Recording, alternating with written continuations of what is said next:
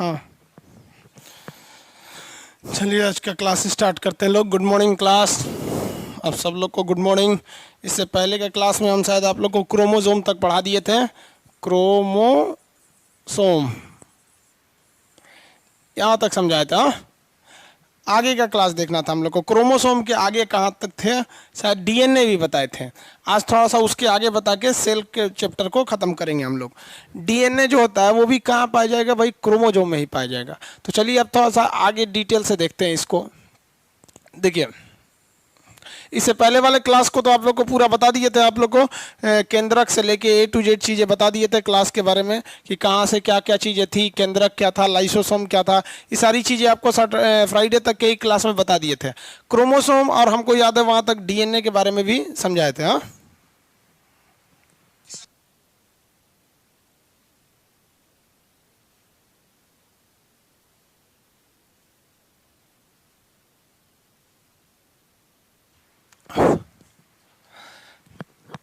चलिए आगे देखें। अब देखिए भाऊ, ये हो गया माइटोकॉन्ड्रिया, ये हो गया राइबोसोम, ये हो गया आपका सेंट्रोसोम, ये ईआर एंडोप्लाज्मिक रेटिकुलम, और यहाँ हो गया न्यूक्लियस।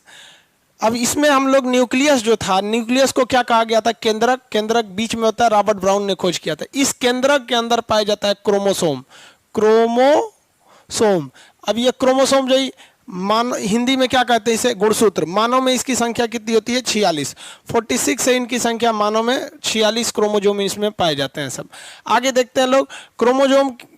अब इसमें थोड़ा स्ट्रक्चर बना के देखते हैं। इसी क्रोमोसोम में पाया जाता है आपका डीएनए, और इसी क्रोमोसोम में पाया जाता है आपका जीन। यहाँ से समझ जाएंगे, फिर आगे समझेंगे हम लोग। क्रोमोसोम मानव में 46 पाए जाते हैं, बैक्टीरिया में 1 पाया जाता है। टेरिडोकाइटस जो होता है उसमें सबसे ज़्यादा क्रोमोसोम पाए जाते हैं सब। और आलू हो गया, चिंपैंजी हो गया, तंबाकू हो गया, ये सब में 48 होते हैं। आपके पीडीएफ में इसका लिस्ट दिया हुआ है। समझ में आया कि नहीं आ गया? अब देखिए, अब तो सबसे पहला एक तो समझिए कि खुद ही एक कोशिका बहुत छोटी होती है। उस कोशिका के अंदर आपका पाया जाता है ये आपका केंद्रक। इस केंद्रक में ना आपके क्रोमोसोम मिलते हैं सर। क्रोमोसोम हमेशा कैसे होते हैं सब, पेयर्स में होते हैं सर। अब जैसे ये 2 क्रोमोसोम है, एक नहीं है, ये 2 है। अब यहाँ ध्यान से समझिए, इस क्रोमोसोम को सबसे पहले अब इसको खींचेंगे ना, तो इसको खींचेंगे तो एक लच्छा टाइप का निकलेगा, और खींचेगा तो और लंबा हो जाएगा। तो ये जो लच्छा टाइप का निकला है ये देखिए, ये तो क्रोमोसोम हो गया। क्रोमोसोम से ही खींचेंगे तो आपका मिलेगा डीएनए। क्रोमोसोम का एक पार्ट होता है डीएनए, तो ये जो है डीएनए हो गया। और डीएनए को और खींचेंगे ना तो ये हो जाता है जीन। तो डीएनए में ही क्या पाया जाता है, जीन पाया जाता है। समझ में आ रहा है आपको? तो पूरे कोशिका में आपका केंद्रक पाया जाएगा, केंद्रक के अंदर क्रोमोसोम पाया जाएगा। हर एक केंद्रक में कितने क्रोमोसोम होंगे, 46 क्रोमोसोम। यही क्रोमोसोम हमारे शरीर का निर्माण करते हैं। इस 46 में से किसी एक की जिम्मेदारी है आँख बनाना, किसी का काम है लीवर, हार्ट, गुर्दा, ये सब बनाना है। अगर इसमें कमी हो जाएगी तो हमारे शरीर में कोई ना कोई एक पार्ट छूट जाएगा, वो बन ही नहीं पाएगा। और अगर इसमें अधिकता हो गई तो हमारे शरीर का कोई ना कोई पार्ट एक एक्स्ट्रा आ जाएगा। तो ये तो समझ में आ गया। इसी में क्या है, डीएनए, और डीएनए को खींचेंगे तो जीन, और इसी के बीच में न्यूक्लियोटाइड पाए जाते हैं, जिसको एडेनिन, थाइमिन, ग्वानिन, साइटोसिन बोले थे। आपको कल के पिछले क्लास में हम आपको इसको समझाए थे। तो ये समझ में आ गया कि नहीं आ गया? कहेगा कि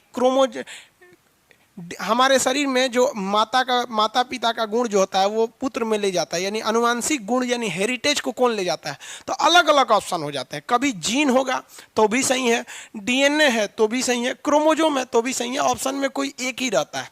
लेकिन अगर क्या होगा, जब तीनों आ जाए तो ज़्यादा ऑप्शन किस पे प्रीफर किया जाता है, डीएनए पर प्रीफर किया जाता है। क्योंकि डीएनए का यहाँ पर, अब देखिए डीएनए को पहली बार किसने देखा था, कार्ल्सबर्ग। डीएनए का मॉडल किसने बनाया था, वाटसन एंड क्रिक ने इसका मॉडल बनाया था। अब ये आ जाते हैं जीन पर। देखिए ज से जीन, देहात में ना किसी चीज को खोजने को कहते हैं जो हो, कहते हैं ना जो के निकालो। तो जीन को खोजना बड़ा मुश्किल था, क्योंकि डीएनए खुद ही छोटा था, उसमें और खोजना मुश्किल था। तो जीन को खोज के निकाले थे कौन से, जोहानसन ने निकाला था। तो जीन की खोज जोहानसन। ये जेनेटिक्स चैप्टर में इसके जीन के बारे में ज़्यादा पढ़ना है। यहाँ आपको मेन जो थीम है वो कोशिका पर पढ़ना है, ना कि यहाँ जेनेटिक्स का पढ़ना है। डीएनए वाटसन एंड क्रिक हो गया, मॉडल दिया ये कार्ल्सबर्ग ने खोज किया। जीन को खोजा था जोहानसन ने। अब ये समझ में आ रहा है? अगर आप इसको वापस समेटिए पीटिएगा, इसमें ले जाकर ऐसे घुसा दीजिएगा ऐसे, तो ये एक सिंपल सी स्ट्रक्चर इस टाइप का बन जाएगा। ये हमारा क्या हो गया आपका, ये क्रोमोजोम हो गया, और इसको डाल दीजिए आप न्यूक्लियस के अंदर। क्रोमोजोम मानव में कितने, 46, चिंपैंजी 48, आलू 48, तंबाकू 48, टेरिडोकाइटस में सबसे ज़्यादा हो जाते हैं सर, 1300 से लेकर 1600 के बीच में हो जाते हैं सर। फिर बैक्टीरिया में आपके 1 क्रोमोजोम हो जाते हैं सर। तो ये चीज़ें आपको लिस्ट में दी गई है, जो फेमस था वो हम आपको बताएं। अब जरा हम, ये तो क्रोमोजोम समझ में आ गया। अब डीएनए के बारे में देखिए। डीएनए जो है ना वो एक्चुअली बना किससे है, जीन से है। जी, डीएनए की इकाई मतलब होता है किस चीज़ से मिलकर बना है। जैसे हम आपको कहें रोटी की इकाई तो आटा, लड्डू का इकाई बेसन, बेसने से नहीं से बुनिया छान के बना देते हैं। तो कई सारे जीन मिलकर डीएनए बनाते हैं, और कई सारे डीएनए मिलकर एक क्रोमोजोम बनाते हैं। और ये क्रोमोजोम कहाँ होता है, केंद्रक में होता है। यहाँ तक सब समझ में आ गया आप लोग को। आगे बढ़ते हैं।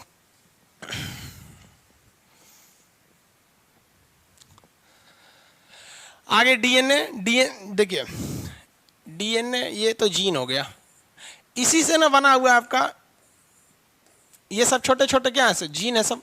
अगर आप अकेले देखेंगे तो जीन, मिला देंगे तो क्या हो जाएगा आपका डीएनए। डीएनए में ये बीच में क्या होता है सर, न्यूक्लियोटाइड। ये इसे क्या कहा जाता है, न्यूक्लियोटाइड कहते हैं। ये 4 टाइप के होते हैं, एडेनिन, थाइमीन, ग्वानिन और साइटोसिन। ये 3 होते हैं सर, 4 होते हैं सर। एटीजीसी शॉर्टकट में क्या याद रखना है, एटीजीसी, यही याद रखिएगा। एटीजीसी काम करता है, एडेनिन, थाइमीन, ग्वानिन, साइटोसिन। पूरा नाम ना याद रखें, एटीजीसी याद रखेंगे, ऑप्शन के हिसाब से याद हो जाएगा। और वैसे भी आपके पीडीएफ में तो दिया ही है। इसमें डबल बॉन्ड होता है, उसके बाद ट्रिपल बॉन्ड होता है। पहले 2 आता है तब ना 3 आता है। तो एडेनिन, थाइमीन, ग्वानिन, साइटोसिन। अगर हम थाइमीन को काट कर बताएंगे फटाफट, थाइमीन को काट कर क्या लगा दें, यहां पर क्या लगा दें कि ये आरएनए बन जाए। इससे पहले वाले क्लास में बताए थे, आंसर देंगे लोग फटाफट। डीएनए के जो नाइट्रोजन बेस होता है, डीएनए में वो नाइट्रोजन बेस में से अगर हम थाइमीन को काट दें और थाइमीन की जगह पे ऐसा क्या चीज जोड़ दें कि वो आरएनए बन जाए, फटाफट आंसर देंगे। आंसर देंगे uracil. Shashikant Yadav ji, uracil, good. Protein गलत बात है भाई, ये कौन बोल रहे हैं प्रोटीन, प्रवीण कुमार जी गलत है। यूरेसिल सही है, यूरेसिल गुड। यूरेसिल जोड़ देंगे तो हो जाएगा। आगे देखते हैं, यूरेसिल, सबका आंसर सही है। चलिए आगे देखिए।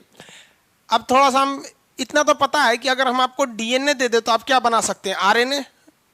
ये भी तो बात हो सकता है, आरएनए देंगे तो डीएनए भी बना सकते हैं, यूरेसिल काट के थाइमीन बना देंगे। 1-2 क्वेश्चन और बताइए फटाफट, टाइम नहीं लगना चाहिए। डीएनए के बारे में हम पूछते हैं, डीएनए के बारे में फटाफट बताएंगे। कौन सा एलिमेंट या कौन सा तत्व पाया जाता है, फटाफट। ये क्वेश्चन पूछा हुआ है बाबू, ये सब आपको लिखना नहीं, दिमाग में होना चाहिए एकदम। डीएनए में कौन सा तत्व, आंसर मिलना चाहिए हमको तुरंत। डीएनए में कौन सा तत्व पाया जाता है,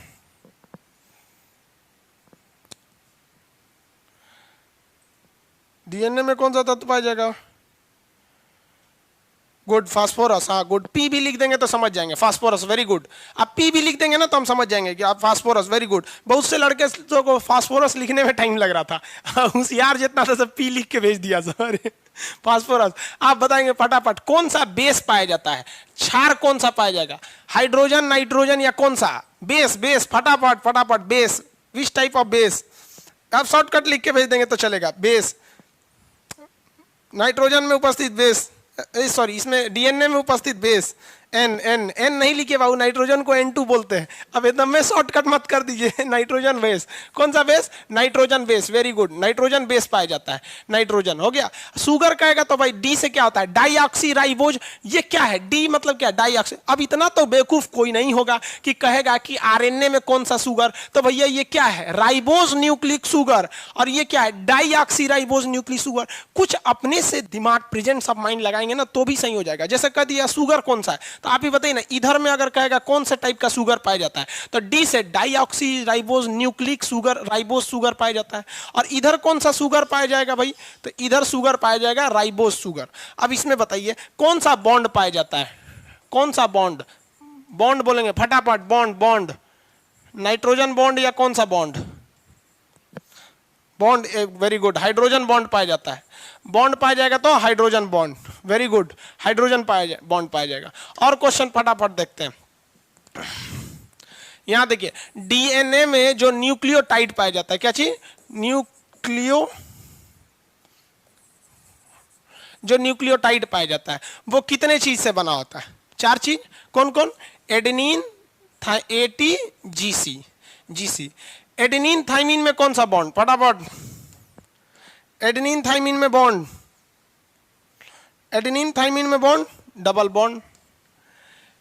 ग्वानिन साइटोसिन में बॉन्ड, चलिए वेरी गुड वेरी गुड। इसमें पाया जाता है आपका triple bond, very good, triple bond पाया जाता है।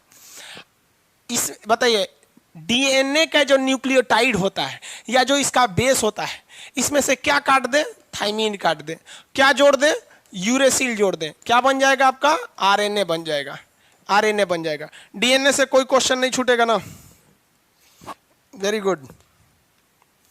चलिए आप सब लोग का आंसर इसी तरह फटाफट मिलते रहना चाहिए। भाई ये कह रहे हैं कि सर इंग्लिश बताइए।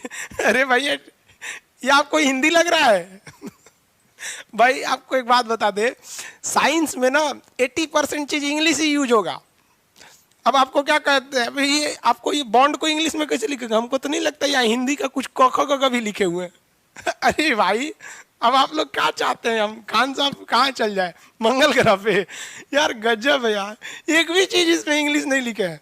देखिए ध्यान से, डीएनए में अगर एक भी क्वेश्चन छूट गया तो हम बता रहे हैं ना, माथा फोड़ देंगे हम अगर मिल गया तू लोग एग्जाम सेंटर पे। तो डीएनए से एक क्वेश्चन नहीं छूटना चाहिए। यहाँ पर डीएनए से एक और क्वेश्चन पूछेगा, डीएनए कहाँ पाया जाता है, तब माथा पगला जाएगा, डीएनए कहाँ पाया जाएगा। तो पहले देखिए डीएनए बना किससे, जीन से। जीन किससे बना है, डीएनए से। जीन से बनेगा डीएनए, और डीएनए से बन जाएगा क्रोमोजोम। ऐसे ही ना था जी, ये क्रोमोजोम था, और क्रोमोजोम से खींचे थे तो डीएनए था, उससे खींचे थे तो जीन। तो क्रोमोजोम कहाँ पाया जाएगा, तो न्यूक्लियस में। न्यूक्लियस कहाँ पाया जाएगा, तो कोशिका में। पूरा आंसर होना चाहिए। देखिए कोशिका में न्यूक्लियस, न्यूक्लियस से खींचेंगे तो क्रोमोजोम, क्रोमोजोम से खींचेंगे डीएनए, और खींच देंगे तो क्या हो जाएगा आपका, जीन हो जाएगा। डीएनए आप कंप्लीट हो गया, वेरी गुड। थाइमीन किस में पाया जाता है, डीएनए या आरएनए में? थाइमीन, थाइमीन किस में पाया जाएगा, थाइमीन, थाइमीन किस में पाया जाएगा,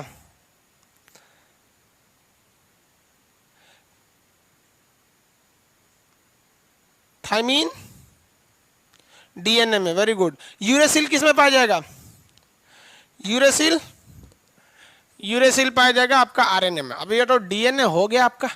माता पिता का गुण यानी हेरिटेज या जेनेटिक्स या अनुवांशिक जो कहिए, खानदानी गुण कहाँ एक मतलब वंश से दूसरे वंश में कौन लेकर जाता है, डीएनए लेके जाता है। नहीं रहेगा तो मार दीजिएगा, जीन लेके जाता है। वो नहीं रहेगा तो मार दीजिएगा आपका क्या चीज, क्रोमोजोम लेके जाता है। और एक बार नीट के एग्जाम में पूछा था कि हेरिटेज का ट्रांसफर कौन करता है, जो जेनेटिक्स का, तो उसमें एसिड लिखा था। तो ध्यान से समझिए ना, डीएनए भी तो क्या है, एसिड है ना, है डाईऑक्सीराइबोज न्यूक्लिक एसिड, यही ना है जी। वायरस वगैरह में कौन लेके जाता है, आरएनए लेके जाता है, याद रखिएगा। आपसे हमेशा कंफ्यूजन पूछेगा कि डीएनए में और आरएनए हम लोग में कौन अनुवांशिक लेके जाता है, डीएनए लेके जाता है। तो डीएनए हमारा लड़का जो होगा वो भी आदमी की तरह होगा। ऐसा नहीं होगा कि आंख फूकेगा, ऐसे पंख लेके उड़ेगा, I am the son of Khan sir, ले आओ डायनासोर ऐसा आंख फूकेगा, ऐसा थोड़े फूकेगा। सोच रहा हमारा डीएनए में 46 क्रोमोजोम है, यही ना है, यही लेके जाता है। लेकिन जो वायरस वगैरह होते हैं सब, उसमें क्या होता है, आरएनए होता है। अब डीएनए और आरएनए में एक खराबी क्या है, ये बहुत देरी से बनता है। डीएनए जो होता है ना, रेप्लिकेट मतलब बहुत देरी से करता है, जबकि आरएनए फटाफट हो जाता है। तो देखिएगा जितने वायरस होते हैं, कोरोना वायरस क्या है, आरएनए है। कोरोना वायरस क्या है भैया, आरएनए है, फटाफट बन जाता है, एक को हुआ दूसरे को हो जाता है कोरोना। आगे बढ़े, आरएनए बता देते हैं, आरएनए। इससे ज्यादा क्वेश्चन नहीं आते हैं आरएनए से, लेकिन जो आते हैं हम फटाफट आपको बता देते हैं। आरएनए का पूरा नाम होता है राइबोज न्यूक्लिक एसिड, इसमें तो किसी को कोई दिक्कत नहीं है। आरएनए का पूरा नाम क्या हो गया, राइबोज न्यूक्लिक एसिड। आगे बढ़े, राइबोज न्यूक्लिक एसिड।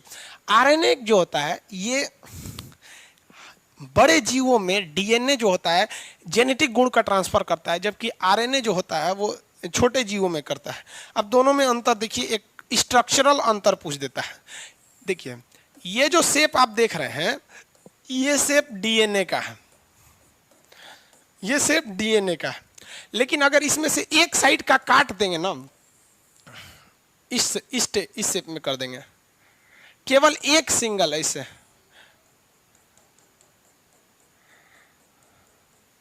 ये वाला आरएनए हो जाएगा और ये वाला क्या हो जाएगा, डीएनए हो जाएगा। तो कहेगा कि दोहरी कुंडली, इंग्लिश वाले ध्यान देंगे लोग, इन डबल स्टैंडर्ड, यानी दोहरी कुंडली किस में पाया जाता है, double standard is found in, तो ऑप्शन नंबर बी पे रहेगा डीएनए।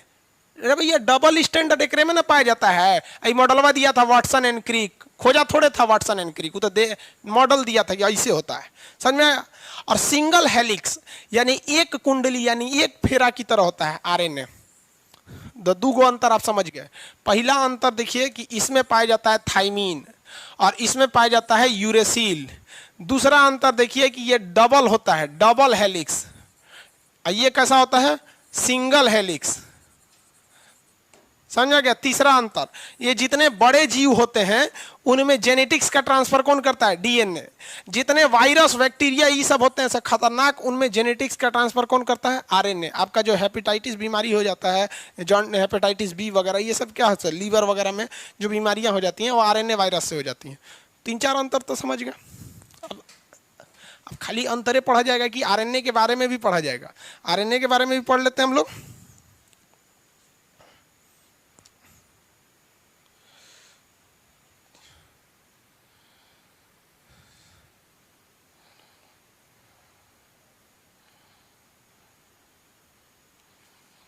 बोर्ड का कलर चेंज कर दें। अरे भाई अब आप बोर्ड पे तो ठीक दिख ही रहा है जी, कहाँ कलर है, हम भी मोबाइल में देख लेते हैं ताकि आप लोग को कैसा दिख रहा है हमको भी समझ में आ जाए। तो कलर तो ठीक है दिख रहा है, अब मोतियाबिंद वाला है सब क्या इसमें कई तो चलिए देखिए यहाँ ध्यान से, ऊपर में हल्का सा चमक रहा होगा, ऊपर की लाइट बंद करेंगे तो हम दिखेंगे ही नहीं, एक तो हम अपने काला है।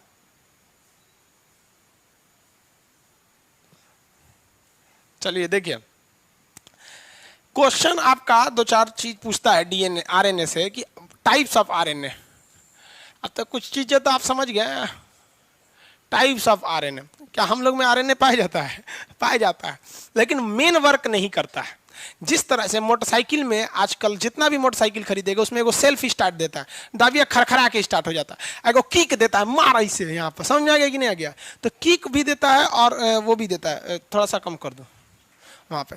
तो आप बताइए हम लोग किसका यूज करते हैं, अरे सीधे सेल्फ स्टार्ट किए धड़ाक से मार के चल गए। तो हम लोग में जो डीएनए है ना सेल्फ स्टार्ट है, कभी कभी डीएनए काम नहीं करता तब आरएनए काम करता है। ये 3 टाइप के होते हैं सर। एक होता है मैसेंजर आरएनए, एमआरएनए। तो एम से क्या हो जाएगा बाबू, मैसेंजर आरएनए, एम से मैसेंजर आरएनए हो गया यहाँ पर। एमआरएनए, एम फॉर क्या हो गया, मैसेंजर। और दूसरा क्या होता है भाई, कट नहीं ना रहा है ये, उसमें मोबाइल में चेक कर लीजिए, उसका कट तो नहीं रहा है, नहीं कट रहा। चलिए दूसरा होता है आपका ट्रांसफर आरएनए यानी टीआरएनए, और सॉरी ये दूसरा है ना, उसके बाद आरआरएनए। इससे आपका अक्सर क्वेश्चन पूछते हैं बाबू, ध्यान दीजिएगा। Main purpose of RNA is to produce protein. RNA का मुख्य काम होता है ना प्रोटीन निर्माण में सहायता करना। लेकिन आपसे बायोलॉजी में अजीब टर्म पूछेगा, कहेगा, इंग्लिश वाले और हिंदी वाले दोनों समझेंगे, which part of in our cell is responsible to produce or to help in the synthesis of protein। अब बताइए सिंथेसिस मतलब क्या होता है, हिंदी में कहेगा संश्लेषण, कहेगा कोशिका का कौन सा अंग है जो प्रोटीन संश्लेषण में सहायक है। देखिए प्रोटीन तो बनाता आरएनए है, लेकिन सहायता कौन, सॉरी प्रोटीन तो बनाता राइबोसोम है, सहायता कौन करता है आपका आरएनए। तो जब कभी भी याद रख लीजिएगा, कहीं कलम से लिख लीजिए कि संश्लेषण, इंग्लिश में कहते हैं उसे सिंथेसिस। सिंथेसिस का मतलब होता है किसी चीज को बनाना, जैसे फोटोसिंथेसिस प्रकाश संश्लेषण। तो संश्लेषण जब भी कहेगा तो आपका मतलब समझिएगा कि वो किसी न किसी चीज को बना रहा है, तो प्रोड्यूस कर रहा है, बना रहा है। तो ये जो होता है ना, ये क्या करता है, सहायता करता है, सहायक है। किस चीज में सहायक है, तो प्रोटीन संश्लेषण में, प्रोटीन संश्लेषण में। अब बार बार हर चीज को नहीं लिखेंगे बाबू, कुछ चीजें याद रख लीजिए। जैसे आपको याद है ना कि दुबे जी माने पंडित जी हैं, मिश्रा जी माने पंडित जी हैं, यादव मतलब यादव जी लिखे माने ग्वाला हैं, एक वर्मा जी लिखे माने सोनार हैं। ये सब चीज पता है ना कि सिंह लिखे हैं तो राजपूत है, पता है कि नहीं लिखे हैं। अब खान लिखे हैं तो पठान है, ऐसे पता है। ऐसे ही बायोलॉजी के टर्म्स याद रखिए, कौन कौन चीज को लिखेंगे। कैटाबोलिज्म मतलब काट देना, एनाबोलिज्म जोड़ देना, संश्लेषण बना देना, ये सब चीजों को धीरे धीरे याद रखिए। खैर बायोलॉजी खत्म होते होते याद हो जाएगा। देखिए अब प्रोटीन का जो बनना होता है बाबू, प्रोटीन जो संश्लेषण, हम बार बार यूज करते हैं सिंथेसिस, संश्लेषण, प्रोटीन संश्लेषण जो है वो एक एनाबोलिज्म है। एनाबोलिज्म, एनाबोलिज्म क्या होता है? तो एनाबोलिज्म मतलब होता है निर्माण करना, किसी चीज का निर्माण कर देना एनाबोलिज्म कहलाता है। अब ये निर्माण कैसे होता है? तो 20 जो होते हैं ना एमिनो एसिड, 10 + 10 बराबर, 10 + 10 बराबर कितना हो जाएगा? 20 एमिनो एसिड, एमिनो एसिड। अब इस पे कोई नहीं कहिएगा हिंदी लिखिए कि इंग्लिश, हिंदी इंग्लिश दोनों होता है एमिनो एसिड का। हमको टोटल कितने एमिनो एसिड चाहिए? 20 टाइप के एमिनो एसिड चाहिए, तो हमें एक ठो प्रोटीन मिलेगा। आप जरा याद कीजिए, कितने लोग हम देखते हैं कमेंट करके फटाफट आंसर देते हैं कि कितने एटीपी चाहिए थे एक ग्लूकोज बनाने के लिए। ग्लूकोज बनना भी तो एनाबोलिज्म था, क्योंकि कई एटीपी मिलकर क्रेब्स साइकिल चल रहा था माइटोकॉन्ड्रिया में, वहां से बन रहे थे। कितने एटीपी चाहिए? एटीपी कितने चाहिए? फटाफट आंसर देंगे। How many ATP required to made 38? Very good, लगभग सबका 38 आ रहा है। 33 कौन बोलता है? 38 वेरी गुड, 38 एटीपी। बस आप 38 लिख देंगे, हम समझ जाएंगे। 38 एटीपी नहीं भी लिखेंगे तो समझ जाएंगे हम। 38 एटीपी चाहिए, वेरी गुड। तो आप बताइए, छोटे छोटे चीज को जोड़कर बनाना क्या कहलाता है? एनाबोलिज्म कहलाता है। अब बताइए, खाना का पचना क्या एनाबोलिज्म है? नहीं भैया, ये तो कैटाबोलिज्म है। बड़का रोटी खाइएगा, कूच काच के पचा देता है। तो जब कूच काच के थूर थार के पचा दे तो मतलब समझिए कि वो कैटाबोलिज्म है, काट रहा है। और ये क्या है? एनाबोलिज्म है। तो एनाबोलिज्म में 20 टाइप के प्रोटीन चाहिए। अब इसमें समस्या समझो भैया, सबसे बड़ी समस्या क्या है कि 10 टाइप का, हम यहां डायरेक्ट 20 नहीं लिखे, आप ध्यान दीजिएगा, 10 + 10 लिखे। 20 टाइप का एमिनो एसिड चाहिए हमारे शरीर में प्रोटीन बनने के लिए, और ये प्रोटीन हमारे शरीर का विकास करता है। अगर शरीर में प्रोटीन नहीं ना तो आपकी शरीर का विकास नहीं होगा, और शरीर में अगर ग्लूकोज नहीं ना तो ऊर्जा नहीं मिलेगा, मनुआइल रहिएगा इसे। तो प्रोटीन जरूरी है, क्योंकि हमारा दिन पर दिन विकास हो रहा है। ऐसे मारे फटाक से यहाँ कोशिकाएं टूट गई तो अगल बगल की कोशिकाओं में विकास होगा, तभी ना भरेगा, नहीं तो घाव का घावे रह जाएगा। तो 20 टाइप का जो एमिनो एसिड चाहिए, इसमें 10 ठो हमारे शरीर में पहले ही से रहता है और 10 ठो की जरूरत रहती है। यानी 10 जो शरीर में पहले से है उनकी कोई आवश्यकता नहीं है, वो अननेसेसरी है, क्योंकि ऑलरेडी हमारे शरीर में है। और 10 ऐसे एमिनो एसिड होते हैं जो आवश्यक हैं। क्या है भैया? आवश्यक है। इन्हें हम लोग नेसेसरी एमिनो एसिड कहते हैं। इसे हमें भोजन में लेना ही पड़ेगा। अब आप समझिए, आपको ज्ञान की आवश्यकता है। अब आप बताइए, आपको कुछ ऐसे ज्ञान है जो नहीं चाहिए। जैसे हम आपको कहेंगे A for apple, C for cat, D for dog, जरूरी है आपको? नहीं ना, ये ऑलरेडी आपके भेजा में है। लेकिन जो हम बता रहे हैं ये आवश्यक है। तो सबसे बड़ा दिक्कत हमारे शरीर में हो जाता है कि हम जब खाना खाते हैं ना, तो उस खाने में कई टाइप के एमिनो एसिड रहते हैं। जो चाहिए वो भी है, जो नहीं चाहिए वो भी है। तो इसको छांटेगा कौन कि जो हमको चाहिए उसमें से निकाल ले? क्योंकि 20 टाइप का आ रहा है, उसमें हमको चाहिए 10 टाइप का, बाकी को निकाल देना। अरे हट हट, तुम्हारा काम नहीं है। समझ में आ गया कि नहीं आ गया? तो प्रोटीन का निर्माण करना एक एनाबोलिज्म क्रिया है। 20 प्रकार के एमिनो एसिड से एक प्रोटीन बनते हैं। 20 में से 10 शरीर में पहले हैं, 10 की पहचान करना है। तो जब हम भोजन करते हैं ना, तो ये मैसेंजर RNA ये टुकुर टुकुर देखता है भोजन में से। अरे 10 गो इंपॉर्टेंट कौन है? तो वो कहता है RNA चाचा हम भी है, करे भाग, तेरे पहले से है तू शरीर में, तुम हट, तेरे पिछवाला है, ए तू इधर आओ, तुम इधर आओ। तो उसी में से खखोर खखोर के बीनते रहता है वो। अरे ये जरूरी है, जरूरी है। अब एक बात बताइए, किसी रास्ते से बहुत सारी चीजें जा रही हैं और जो जरूरी है उसको उठा लिए, और हम ही चले जाएंगे कहीं रखने के लिए, तो इसी बीच में कोई जरूरी एमिनो एसिड निकल जाएगा तो दिक्कत होगा। तो भगवान इतना होशियार था ना, वहाँ एगो सिपाही खड़ा कर दिया टुकुर टुकुर देखने के लिए। वो छांटते रहता है, तुम जरूरी है, तुम जरूरी है, जरूरी है। तो ये छांटने का काम कौन करता है? छांटने का काम, देखिए छांटने सही लिखे हैं ना, हमको गलती हो जाता है हिंदी लिखे, मैसेंजर RNA करता है। ये छांट लेता है, और ये ससुरा इतना होशियार है कि अपने जगह से हिलता नहीं है। कहता है कि जाएंगे तो कोई वो भाग जाएगा, लूप दे। लूप दे मतलब समझते हैं? स्लोली। लूप दे भाग जाना मतलब स्लोली गॉन अवे। तो भाग गया, वहां से भाग जाएगा, इसलिए यही खड़ा रहता है। और ये बुलाता है tRNA, इसे कहते हैं ट्रांसपोर्ट RNA या ट्रांसफर RNA। कहता है कि ये चाचा इधर आइए, हम पकड़ के रखे हैं खूब ज्यादा, ये लीजिए, आप लेके जाइए। हम लेके जाएंगे तो सोचा यहाँ से दूगोल भाग जाएगा। तो बताइए, आवश्यक एमिनो एसिड की पहचान कौन करता है? कौन? mRNA यही कहता है, पहचान करता है। लेकिन इस आवश्यक एमिनो एसिड को लेकर कौन जाता है? तो परिवहन का काम, ट्रांसपोर्टेशन का काम ट्रांसफर आरएनए, इसीलिए इसका नाम पड़ गया टीआरएनए। अब ये ससुरा लेके कहां जा रहा है? कहां लेके जा रहा है? कितने लोग बता सकते हैं भैया लेके कहां जाएगा? एमिनो एसिड को कहां लेके जाएगा? ये बताइए, फटाफट आंसर दीजिए, हम नहीं देंगे आंसर, आप बताइए। ये तो हम बता दिए कि ये पहचान कर लेगा आवश्यक एमिनो एसिड को, ये लेके जाएगा, कहां लेके जाएगा? फटाफट बताइए, आंसर दीजिए, कहां लेके जाएगा?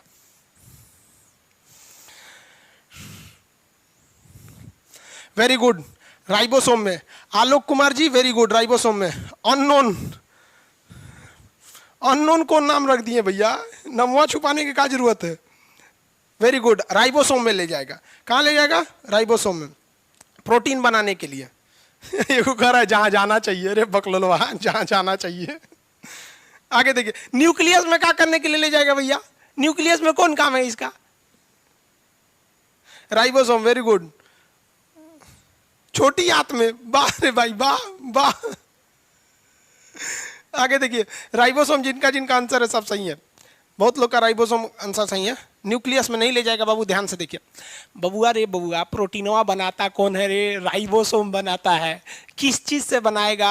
अब आपसे कहेंगे कि घर में आटा खरीद के ले आए, आटा खरीद के ले आए, आटा कहाँ जाएगा? तो कहेगा कि बेडरूम में जाएगा आटा, तो कौन कहेगा बाथरूम में जाएगा। अरे भैया, आटा जाएगा किचन में, तो प्रोटीन जाएगा किचन में। प्रोटीन का किचन कौन है? राइबोसोम। तो वो कहाँ चला जाएगा? राइबोसोम। ये राइबोसोम के पास कुछ कुछ क्या है, सब आरएनए बैठे रहते हैं सर। वो ट्रांसफर आरएनए से कहते हैं कि लाइए हमको दीजिए, हम ये राइबोसोम चाचा को दे देंगे, लीजिए चाचा आप ले लीजिए यहाँ पर। समझ में आ गया कि नहीं आएगा? अब राइबोसोम क्या करेगा? प्रोटीन बना देगा। तो आर फॉर राइबोसोम। अब बताइए, हमारे शरीर में प्रोटीन निर्माण के लिए 20 एमिनो एसिड की जरूरत है, जिसमें 10 पहले से हैं। आवश्यक कितने की है? 10। इस 10 की पहचान कौन करता है? मैसेंजर आरएनए, वही मैसेज देते रहता है, इधर आओ इधर आओ। इसका परिवहन कौन करता है? Transfer RNA. प्रोटीन का निर्माण कहां हो जाता है? राइबोसोम में। किसकी मदद से? आरएनए के वजह से, राइबोसोम आरएनए। आरएनए समझ में आ गया? How many types of RNA? 3 types of RNA. Messenger RNA क्या करता है? रिकॉग्नाइज करता है, पहचानता है कौन सा है जरूरी, कौन सा है नहीं जरूरी। आरएनए समझ में आ गया? आरएनए के टाइप समझ में आ गया सब आपको? आरएनए समझ, किसी को कोई दिक्कत नहीं ना? हाँ, आगे बढ़े, फटाफट देख लेंगे आप लोग।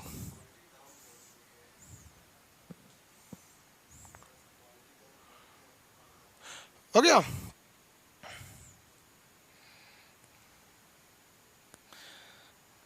आगे बढ़ जाओ। ब्लैक बोर्ड यूज करें सर, स्क्रीनशॉट नहीं लगता। स्क्रीनशॉट नहीं लेंगे भाई, स्क्रीनशॉट कर देंगे तो आप स्क्रीन की रिकॉर्डिंग करेंगे और फिर उसको क्या करेंगे, आप किसी दूसरे को ट्रांसफर कर दें। आप सबको कहते हैं कि अगर आप यहाँ से क्लास को अगर आप लीक करते हैं कहीं, तो पहले तो आप इस एप्लीकेशन से बाहर कर दिए जाएंगे, और उसके बाद जो आप पे लीगल कार्रवाई होगी, आपको पता नहीं होगा। आप टर्म्स एंड पॉलिसी में जाके पढ़ लीजिएगा, इसमें जो एप्लीकेशन है उसमें कॉपीराइट का जो इशू है वो मेरे पास है। फिर आप ये नहीं कहिएगा कि सर आप मेरा लाइफ खराब कर दिए, ये आइए क्यों। हमको कुछ नहीं जाता है, हम एक सीधा कंप्लेन करेंगे कंज्यूमर ऑफिस में, फिर आपका घर द्वार सब चला जाएगा। क्योंकि इसमें हर एक चीज़ होते हैं एप्लीकेशन में। आप यूआरएल हैं, कहीं ना कहीं से, हर जगह से ऑनलाइन आप कहीं छुप नहीं सकते। इसलिए हम सबसे कहते हैं भाई स्टूडेंट हैं, स्टूडेंट की तरह रहिए, करप्शन में पार्टिसिपेट नहीं लीजिए। समझ में गया? इसलिए आपको स्क्रीनशॉट नहीं दिया गया। मैप का क्लास फीस कट गया है, अरे बेवकूफ कहीं का, क्लास ही स्टार्ट नहीं हुआ था तो फीस कौन सी कट गया? आज से स्टार्ट हो जाएगा। आगे देखिए, आज आपको ये बहुत ज्यादा एमबी काट रहा था, इसलिए क्वालिटी कम कर दी है। आगे बढ़ जाते हैं। ये है भैया DNA, full form deoxy ribose nucleic acid. ये है भैया आपके आरएनए, और ये है हमारे प्रोटीन। अब में से देखिए ध्यान से, डीएनए से अगर हम आपसे कह दें कि आरएनए बना सकते हैं कि नहीं, तो आप में से अब आप आराम से बना सकते हैं डीएनए से आरएनए। कैसे? कि डीएनए में से क्या हटा दीजिए? थाइमीन, जोड़ दीजिए यूरेसिल, बन गया आपका आरएनए। तो एक बात बताइए, आरएनए से हम डीएनए बना सकते हैं कि नहीं बना सकते? आराम से बना सकते हैं। यूरेसिल काट के वहां जोड़ दीजिए थाइमीन, बन गया आपका डीएनए, काम खत्म। इस क्रिया को कहते हैं ट्रांसक्रिप्शन। क्या कहेंगे? ट्रांसक्रिप्शन। ट्रांसक्रिप्शन अब वही क्रिया इधर से इधर हो गई तो रिवर्स ट्रांसक्रिप्शन। दिक्कत क्या है? Reverse transcription. अब हिंदी मीडियम वाला नहीं कहेगा सबकी सर हिंदी बोलिए, इसका इंग्लिश से मारिएगा आप लोग, नहीं तो दिमाग से उतर जाएगा आपको। हिंदियों लिख देता है कैसे पता है? इस तरह लिख देता है ट्रांसक्रिप्शन। देख लो भाई हिंदी वाला सब इसको हिंदी ऐसे लिख देता है।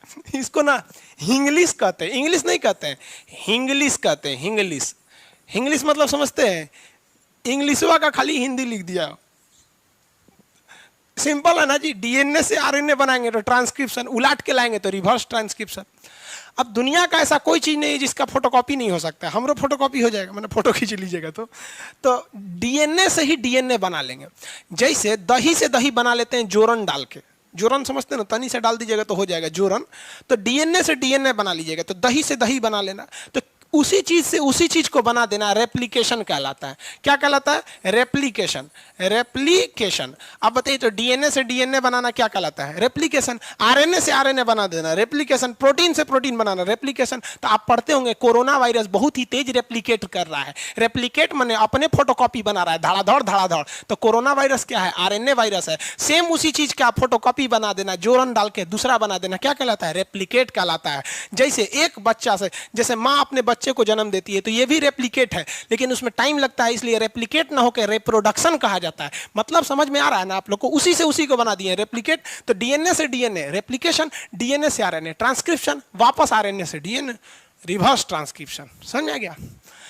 अब देखिए प्रोटीन, आरएनए को अगर आप पूरी तरह तोड़ दीजिएगा ना, आरएनए को तोड़ दीजिएगा तो प्रोटीन मिलेगा। अब आप कहेंगे कि तब पढ़े नहीं किए भैया, आप गहराई से तो नहीं सोचिए तो। ससुरा यही आरएनए के 3 गो कैटेगरी थे सब ना, आरआरएनए, सॉरी एमआरएनए, टीआरएनए, और एक तो कौन सी था? आरआरएनए। इस ससुरा छोटा सब कौन सी कर रहा था? सब प्रोटीन ना घींच घींच ले रहा था। एगो प्रोटीन घींच रहा था, एगो कर रहा था चाचा ले जाइए, एगो बना दे रहा था।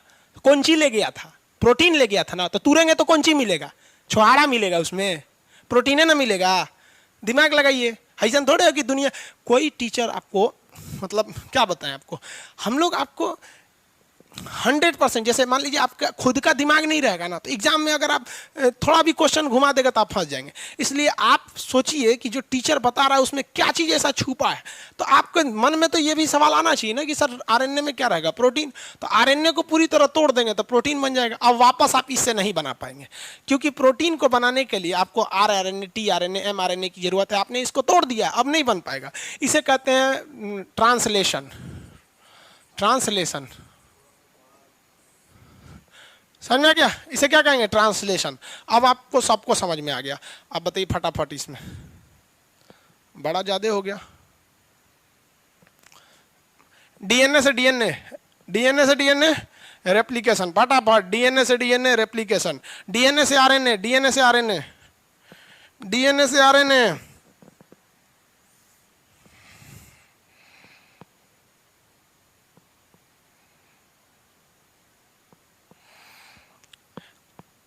आरएनए से डीएनए,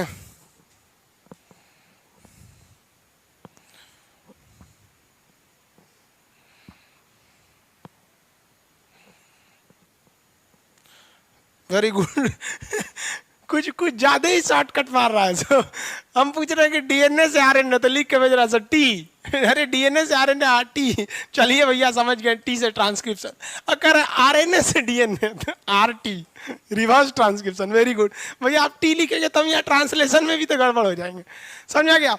वैसे आपकी भावनाओं को हम समझते हैं, अच्छा लगता है जब आप फटाफट आंसर देते हैं, तो दिक्कत नहीं है किसी को इसमें। इतना क्वेश्चन आपके रेलवे के बायोलॉजी के लिए एनफ है। समझ आ गया कि नहीं आ रहा है? रेलवे के लिए। अब इसमें कोई मेडिकल की तैयारी तो नहीं ना कर रहा है एम्स वगैरह के लिए, उसके लिए ये बायोलॉजी नहीं, उसकी बायोलॉजी अलग ही होती है, क्योंकि डॉक्टर बनना है आपको, तो खखोर के पूछेगा।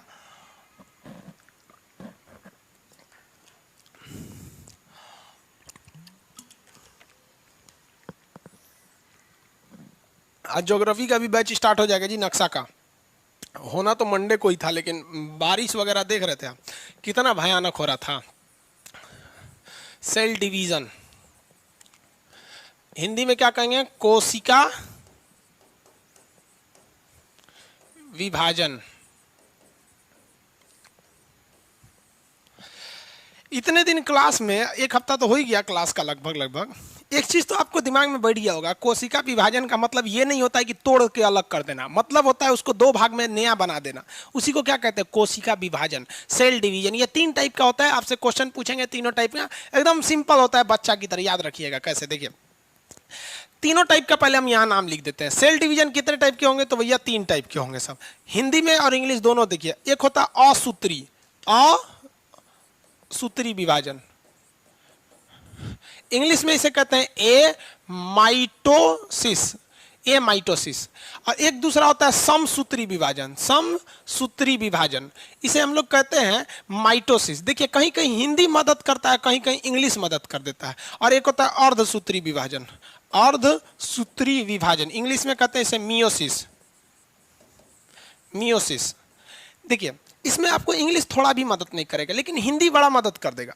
असूत्री विभाजन और समसूत्री विभाजन, अर्धसूत्री में क्या होता है, देखिए ये जब भी होता है ना, एकदम छोटे जीव, जितना छोटा जीव होते हैं, जैसे प्रोकैरियोटिक, प्रोकैरियोटिक। अब देखिए भैया प्रोकैरियोटिक इतना तो बताए थे।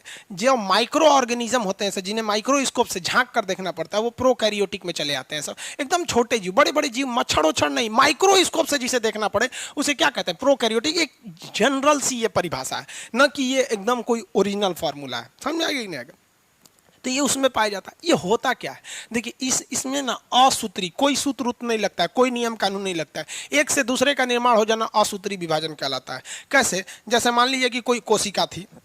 अब आपको पता है कि जितने छोटे जीव होते हैं, ये प्रोकैरियोटिक में ज़्यादा कोई तामझाम होता नहीं है। इसमें केवल एक तो राइबोसोम होता है और माइटोकांड्रिया होता है जो ऊर्जा बना देता है, एक तो न्यूक्लियस हो जाते हैं, सब काम खत्म। तो इसमें मान लीजिए ये माइटोकांड्रिया, राइबोसोम, इसमें 2-4 ठो अंग थे सब यहाँ पर।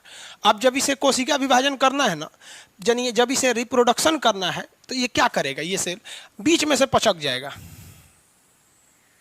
बीच में से पचक गया। अब कुछ दिन बाद ये बीच वाला आधा हो जाएगा, हो गया, तो 1 से 2 का निर्माण हो गया कि नहीं हो गया। तो इसे क्या कहते हैं, असूत्री विभाजन। अब इसे नॉर्मली समझिए, जब कभी आप लोग देहात में भौरी बनाते हैं, भौरी समझते हैं, लिट्टी, उसमें भंटा का चोखा बनता है, तो लिट्टी देखेंगे ना, तो आटा का लोई देखिएगा। तो आटा का जब लोई साना जाता है ना, तो लोइया जब बड़ा हो जाता है, तो घर की महिलाएं क्या करती हैं, लोइया को ऊपर से दाब के और नीचे से हल्का से काट के निकाल देती हैं, जो सिसरा छोट हो गया यहाँ पर। तो जब आपको इतना बड़ा लोई दे दिया जाए आटा का, और उसमें कह दिए जाए 2 गो रोटी बनाइए, तो इतना बड़ा गोला है ना, तो उसको बीचों में से आप दाब देंगे और दाब के 2 ठो निकाल लेंगे। यही होता है असूत्री विभाजन। ये केवल छोटे जीवों में होता है, हम लोग में नहीं होता है ये सब चीज़ें। तो असूत्री विभाजन में कोई नियम कानून नहीं लगता है। एक कोशिका जो होती है वो 2 भाग में बढ़ जाती है, एक मदर सेल 2 डॉटर सेल में बढ़ जाती है। इसे हम लोग क्या कहते हैं, असूत्री विभाजन। इसके बारे में डिटेल से चर्चा आपको रिप्रोडक्शन चैप्टर में पढ़ना है। आप खुद समझ रहे होंगे, आप भी समझदार हैं, यहाँ तक आए हैं, आप ग्रेजुएशन के स्टूडेंट होंगे, इंटर पास होंगे या इंटर में होंगे, तो इतना तो समझ में आ रहा होगा कि एक ही चैप्टर में आपको पूरा बायोलॉजी का कंसेप्ट तो नहीं आ सकता है। यहाँ आप देखे होंगे अगर हमारे पढ़ाने को, तो आप देखे होंगे कि मेन फोकस हम कोशिका पर रख रहे हैं, सेल चैप्टर है।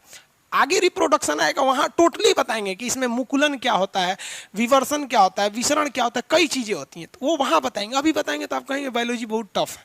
तो जब एकदम छोटे छोटे जीव को 2 भाग में बांट देना क्या कहलाता है, असूत्री विभाजन। इसमें कोई नियम कानून लगता है नहीं, कोई नियम कानून नहीं लगता, इसे क्या कहते हैं, असूत्री विभाजन। अब आता है समसूत्री बराबर। सम मतलब क्या होता है बाबू, एकदम बराबर, एकदम बराबर। असूत्री मतलब नियम कानून, एकदम बराबर नियम कानून से बनेगा तो उसी को कहते हैं समसूत्री विभाजन। ये समसूत्री विभाजन क्या होता है, देखिए मान के चलिए हमको, मेरे ऊपर मान लीजिए कोनो एगो ईंटा गिर गया धड़ाक से, कंधा पे गिर गया, यहाँ पर सपोज कीजिए कंधा पे, यहाँ पे 100 ठो कोशिकाएं टूट गई, 100 सेल डैमेज हो गए। तो ज़रूरी यही है कि अगल बगल की जो कोशिकाएं हैं वो कोशिका विभाजन करें, सेल डिवीजन करें, और यहाँ जो 100 कोशिकाएं टूटी हैं उन 100 कोशिकाओं को दोबारा निर्माण कर दें। तो इसी को कहते हैं समसूत्री विभाजन। मतलब जितना टूटा उतने का बनाइए। सम मतलब बराबर, माइटोसिस बायोलॉजिकल नेम है माइटोसिस, मतलब जितना टूटा है आप उतना ही बनाइए, उसी को कहते हैं हम लोग समसूत्री विभाजन या माइटोसिस। जरा एक बात बताइए, अगर माइटोसिस कम होगा, यानी 100 ठो टूटा है और 10 गो बनेगा, तो ये बहुत ज़्यादा दिन टूटले रह जाएगा। समझ में आ गया कि नहीं आ गया, जल्दी जुटेगा नहीं। इसीलिए बूढ़ा सूढ़ा आदमी जब हो जाता है, जब आप लोग हमारे उम्र के हो जाएंगे, बुढ़ा जाएंगे, तो जब हाथ पर टूट जाएगा ना, तो वहाँ वहां होना चाहिए समसूत्री। मान लीजिए हड्डी टूट गया, यहाँ पर 1000 कोशिकाएं यहाँ की टूट गई। अब हमको चाहिए 1000 कोशिकाओं को बनना, लेकिन हम बुढ़ा गए हैं, तो हमारे में समसूत्री विभाजन बड़ी धीरे धीरे होगा। तो 1000 की जगह 800 बनेगा, तो हाथ टूटलेंगे नारायण घूमेंगे। और जो छोटका लड़का होते हैं 8-9 साल का, उसमें धड़ धड़ कोशिका विभाजन होता है, उसका हाथ टूट जाएगा तो एक तुरंत सही हो जाता है। हम लोग का टूटता है तो नहीं सही होता है। रीजन समझ में आ रहा है आप लोग को? किसी को कोई दिक्कत है? समझ में आ गया? एक सेकंड रुक जाएंगे आप लोग।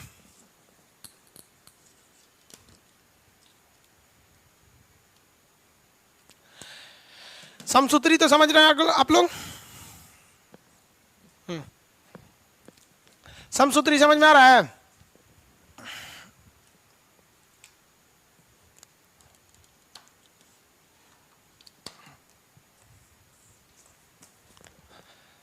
किसी को कोई दिक्कत नहीं है ना? आगे देखिए, आप समसूत्री विभाजन में यानी जितनी टूटती है उतने का ही निर्माण करना होता है। तो ये तो समझ में आ गया आप लोग को कि अगर कम होगा तो बड़ा धीरे, बहुत धीमी गति से क्या होगा, निर्माण होगा। लेकिन एक बात बताइए, अगर समसूत्री विभाजन बहुत जल्दी जल्दी हो जाए तो अच्छा है, फटाफट निर्माण हो जाएगा। जैसे मूस समझते हैं, चूहा, मूस का जो पूंछ होता है, चूहा का पूंछ कभी दाबिएगा ना तो पूंछिया का जो छिलकवा होता है, ऊपर का खाल छोड़ के भाग जाता है, कहता है रख लो तुम ही, हम जा रहे हैं यहाँ पर। क्योंकि उस ससुरा को पता है, उसको बायोलॉजी अच्छा से पता है कि उसका जो पूंछ होता है, उस पूंछ में समसूत्री विभाजन बड़ी तेजी से होता है। उसको पता है कि पूंछ कितना भाग उखड़ा है, एक के हफ्ता में दोबारा बना देगा, फिर नया पूंछ लेके घूमेगा, कह देख लो तूर दे ले रहो, निकल गई लो हम यहाँ पर। पूंछ जो होता है उनमें क्या होता है, समसूत्री विभाजन बड़ी तेजी से होता है। छिपकली का पूंछ, छिपकली को मारिएगा ना तो पूंछिया गिरा के भाग जाती है, आपको लगेगा मार दिए, हल्का भी मारेंगे पूंछिया गिरा के भाग जाएगी। आप देखेंगे अरे अरे पूंछिया हिलेगा, इधर इधर भाग जाएगी, भाग गई। एक हफ्ता बाद निकल के खोजेगी, देख नया निकाल ले लिया। आपको कहेंगे ये थोड़े है, ओकरा तो मारे थे पूंछिया टूट गया था। भैया उसमें समसूत्री विभाजन बहुत तेजी से होता है। समझ में आ रहा है कि नहीं आ रहा है? अब बताइए, तो गेंडा को अगर तलवार से मारिएगा तो 2 दिन बाद अपने से सही हो जाता है। क्यों? समसूत्री विभाजन तेजी से होता है। शुगर के मरीज में समसूत्री विभाजन बहुत कम होता है। क्वेश्चन बताइए तो फटाफट। एक क्वेश्चन पूछा था रेलवे में, पहले जब रेलवे अलग अलग बोर्ड से होता था तब पूछा था कि कोशिका के अंदर क्षतिपूर्ति, क्षतिपूर्ति मतलब जो डैमेज हुआ है उसे मैनेज करना। तो क्षतिपूर्ति यानी टूट फूट को मैनेज करने के लिए कौन सा विभाजन किया जाता है? क्या असूत्री विभाजन करेंगे कि अर्धसूत्री? मैंने 100 को टूटल है तो आधे बनाइए 50 गो। हाँ, कौन सा करेंगे? अब आप बताइए कौन सा विभाजन करेंगे? भैया एम लिखता है, एम से तो माइटोसिस भी हो जाएगा, मियोसिस भी हो जाएगा। हाँ, माइटोसिस, समसूत्री, माइटोसिस या समसूत्री विभाजन। आगे बढ़े बाबू। आप लोग कह रहे हैं कि कई गो लड़का, एक लड़का कह रहा है सर डाउनलोड का ऑप्शन दे दीजिए। एक बात बता दे बाबू आपसे, यदि आपको कोई पढ़ाई का चीज, ध्यान से समझिएगा, कि कोई टीचर आपको पढ़ाया क्लास में और आपको वहीं पर याद नहीं हो गया, 80% तो कम से कम याद हो जाना चाहिए। 100% थोड़ी याद होगा, कंप्यूटर थोड़े है जो कॉपी पेस्ट हो जाएगा। लेकिन 70 से 80% अगर आपको क्लास में नहीं याद होता है और आपके मन में ये भावना होती कि सर लिखवा देते या फिर हम कहीं और ले देते, तो फिर समझिए बाबू इस साल आपका रिजल्ट बहुत मुश्किल है। क्यों? क्योंकि आप कंसंट्रेट है ही नहीं है, आपको अपने ऊपर कॉन्फिडेंस ही नहीं है, कंसंट्रेट नहीं। आप देखिए, हमको कभी, आपको, हम कभी इधर जाएंगे तो आपका कमेंट पढ़ने के लिए जाते हैं, क्योंकि सिस्टम दूर है, थोड़ा सा दिखता नहीं है, बुढ़ौती आ गया है, सिस्टम दूर होने की वजह से नहीं दिखेगा। अब देखने के लिए हमको चश्मा लगाना पड़ेगा। तो आप लोग कहेंगे कि देखो मास्टर साहब बुढ़ा गए लोग चश्मा लगा के देख रहे हैं, तो चश्मा नहीं लगाते हैं, तो जाते हैं वहाँ पे करने, देखने के लिए आपका कमेंट। लेकिन कभी आप ऑफलाइन के भी स्टूडेंट होंगे आप में से या ऑनलाइन के, कभी हमको देखे हैं कि नोट्स लेके पढ़ाते हुए कि नहीं देख लेते हैं नोट्स? कभी नहीं। आप हमको दिन 24 घंटा भी पढ़ाना रहेगा, कभी नोट्स देख कर नहीं पढ़ाएं। आपको विश्वास नहीं होगा तो जो पटना में जो ऑफलाइन के स्टूडेंट होंगे उनसे पूछिएगा, क्लास में आने के बाद पूछते थे कहाँ तक कल पढ़ाए थे, वहाँ से चालू हो गए। तो बाबू एक चीज़ याद रखो, दूसरे के पास रखा हुआ धन और किताब में लिखी गई विद्या, ये कभी आपको जरूरत पड़ने पे काम आएगा ही नहीं आएगा।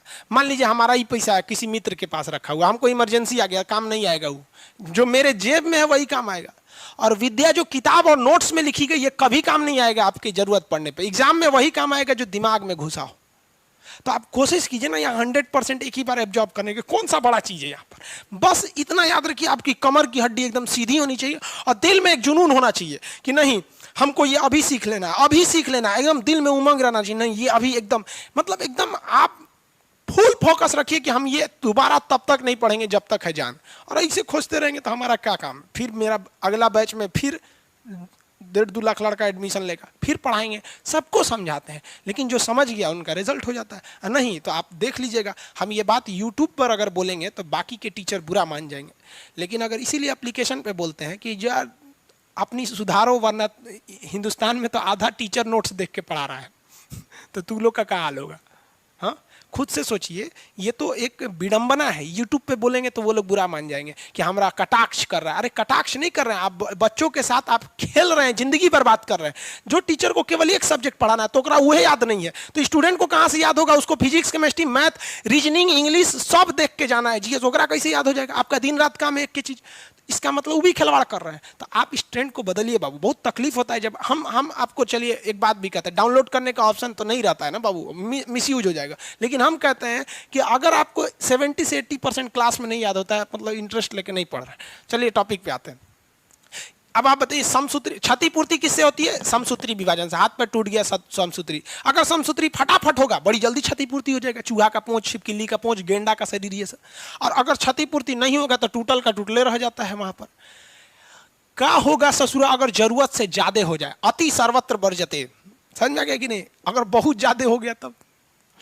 एक क्वेश्चन बताइए, एक बार क्वेश्चन पूछा था, कैंसर का कारण क्या है? तो आप फटाफट मारेंगे अनियंत्रित कोशिका विभाजन। ऑप्शन ए में नहीं था, तो लड़का कहा ना सेंट्रोसोम, सेंट्रोसोम, मार मार सेंट्रोसोम।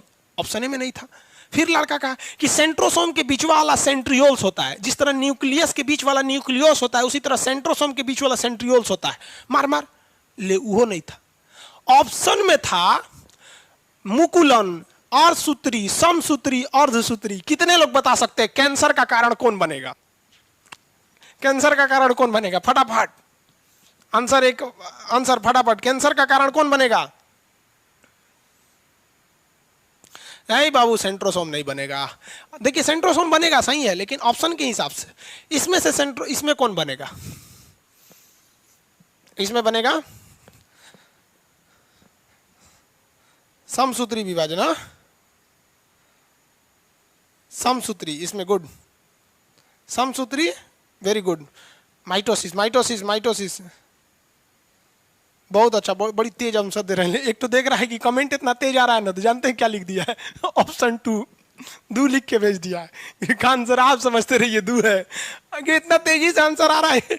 मतलब बिहार का स्टूडेंट जो होता है ना, खाली वो शॉर्टकट खोजता है, कहाँ से हमारा शॉर्टकट मिल जाए। वो पक्का बिहारी होगा वो। उसको इतना नहीं, मार दू आंसर समझेंगे। अब यहां तक आप समझ में आ गया समसूत्री विभाजन। अब आते हैं अर्धसूत्री विभाजन। अब बताइए कितने लोग के दिमाग में कॉन्फिडेंस आ गया है कि हम समसूत्री समझ गए तो अर्धसूत्री भी समझ जाएंगे? कॉन्फिडेंस आ ही गया होगा। अब कुछ दिमाग लगाइए, ये बराबर हुआ था तब ये आधा होगा, है कि नहीं? सिंपल सा है, नाम से स्पष्ट है, अर्धसूत्री। लेकिन इंग्लिश में ना इसका कोई आपको ट्रिक नहीं मिल पाएगा। मियोसिस से आपके दिमाग में कोई आइडिया नहीं लगने वाला है कि ससुरा होने क्या वाला है, लेकिन अर्धसूत्री से एक आइडिया लग रहा होगा आपके मन में कि नहीं ये ससुरा आधा होने वाला है। तो ये तो बड़ी नाइंसाफी है जी, आधा हो जाएगा तो। मान लीजिए हमारा यहाँ 10 गो टूटल, अब 5 गो बनल, तो नाइंसाफी है। तो कहाँ ऐसा जरूरत रहेगा जहां आधा हो जाए और घाटा भी ना लगे? ऐसा कुछ होता ना, जैसे अगर कोई कहे कि खान साहब जहर पी लीजिए, और कोई कहे आधे पियो तो फायदा हो जाएगा, है कि नहीं? कहीं आधा में बच जाए तो ऐसा क्या होगा? समसूत्री में तो आप समझे कि 10 गो टूटा 8 गो बना तो ही दिक्कत है, 10 गो टूटा 10,000 बन गया तो कैंसर ही हो जाएगा। यानी बराबर होना चाहिए। इस साला सीधे कहता है कि आधा करबे करेंगे, मतलब सीधा कंफर्म कर दिया हम आधा करेंगे। तो कहाँ ऐसा जरूरत होगा आधा में? हाँ, कोई आइडिया लग रहा है? देखिए कमेंट करके कितने लोग बता रहे हैं कुछ आइडिया लग रहा है।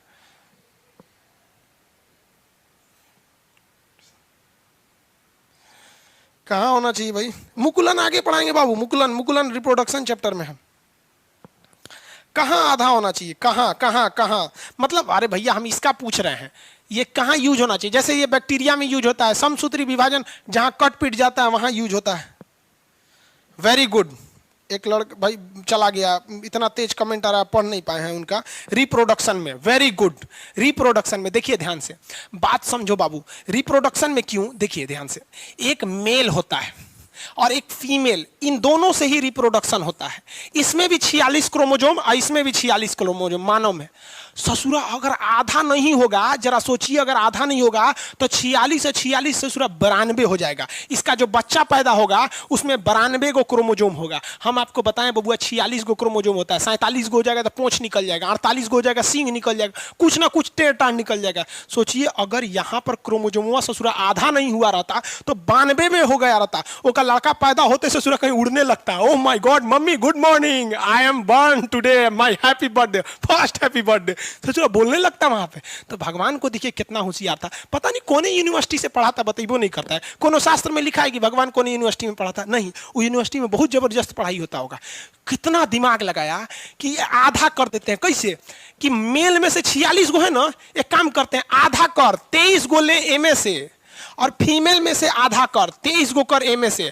अब बताओ बबुआ 23 एमए से 23 एमए से, लड़कों में 46, महतारी में भी 46, अब बाबूजी में भी 46, और 46 आधा करके जोड़ दीजिए, बबुओं में 46। बबुआ एकदम बाप पे पढ़ लो, मम्मी पे पढ़ लो, और जहां इस समसूत्री विभाजन होते बबुआ राक्षस पे पढ़ लो। समझ में आ गया कि नहीं आ रहा है?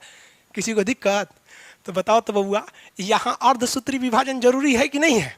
अब आप बताइए, इंग्लिश मीडियम वाले बताइए, क्या आपको मियोसिस से कोई ट्रिक लग रहा था? नहीं। तो कहीं कहीं आपको इंग्लिश मदद करेगा, जैसे आरआरएनए में मदद कर रहा था, आर से ये है टीआरएनए में मदद कर रहा था, तो कहीं कहीं इंग्लिश वर्ड मदद करेगा, कहीं हिंदी वर्ड मदद करेगा। तो मिलजुल के पढ़ते हैं हम लोग। हाँ, अर्धसूत्री विभाजन जनन रिप्रोडक्शन के समय। अब एग्जामों में ना आजकल खखोर के क्वेश्चन पूछ रहा है, कह रहा है कि मियोसिस इज ऑकर्स इन, यानी अर्धसूत्री विभाजन देखा जाता है, कह रहा है कि रक्त कोशिका में, ब्लड में। तो क्या ब्लड से किसी का बच्चा पैदा हो जाएगा? हमारा ब्लड निकाल के क्यों में चढ़ा देंगे तो प्रेग्नेंट हो जाएगा? नहीं ना। अरे भैया बच्चा कैसे होते हैं? मेल का स्पर्म होना चाहिए और फीमेल का ओवम होना चाहिए, यही ना होना चाहिए। तो देखिए क्वेश्चन कुछ दम नहीं होता है, वो ये देखता है कि आप रटे हैं कि या समझे हैं। जो व्यक्ति समझा रहेगा कि नहीं अर्धसूत्री विभाजन प्रजनन में होता है, जब प्रजनन नहीं दिया है तो हम मेल फीमेल मार देंगे तो भी सही हो जाएगा। मेल फीमेल भी नहीं दिया तो मेल के जगह पे स्पर्म मार देंगे, ओवम फीमेल की जगह ओवम मार देंगे तो भी सही हो जाएगा। समझ में आ रहा है कि नहीं आ रहा है? किसी को दिक्कत? नया शिशु के जन्म लेते समय हो जाएगा। ये सब भ्रूण में, यानी जो बच्चा पेट में रहता है ना उसे भ्रूण कहते हैं, जब तक वो पैदा नहीं हुआ है, चाहे वो 1 महीना का है या 9 महीना का है, जब तक पैदा नहीं हुआ है उसे भ्रूण कहा जाता है। तो ये समझ में आ गया ना अर्धसूत्री विभाजन क्या होता है? किसी को कोई दिक्कत नहीं है? विभाजन कितने टाइप का रे बबुआ? 3। कितना टाइप का? 3। छोटे मोटे जीव, प्रोटोजोआ, ये सब टाइप के जो यूप्रोकैरियोटिक होते हैं जिन्हें देख नहीं सकते, उसमें असूत्री, नामे से मतलब हम लोग के लिए नहीं है, ए माइटोसिस, बाहर में जाओ, असूत्री विभाजन। क्षतिपूर्ति सेम उतने ही बनाना, छिपकली का पूंछ, गेंडा का शरीर, चूहा का पूंछ, इस सब में समसूत्री विभाजन बड़ी तेजी से होता है। हमारे शरीर में क्षतिपूर्ति समसूत्री विभाजन से होता है, कट पट गया समसूत्री विभाजन से। अर्धसूत्री विभाजन जहां प्रजनन होता है वहां अर्धसूत्री विभाजन। समझ में आ गया कि नहीं आ रहा है? किसी को कोई दिक्कत? Very good.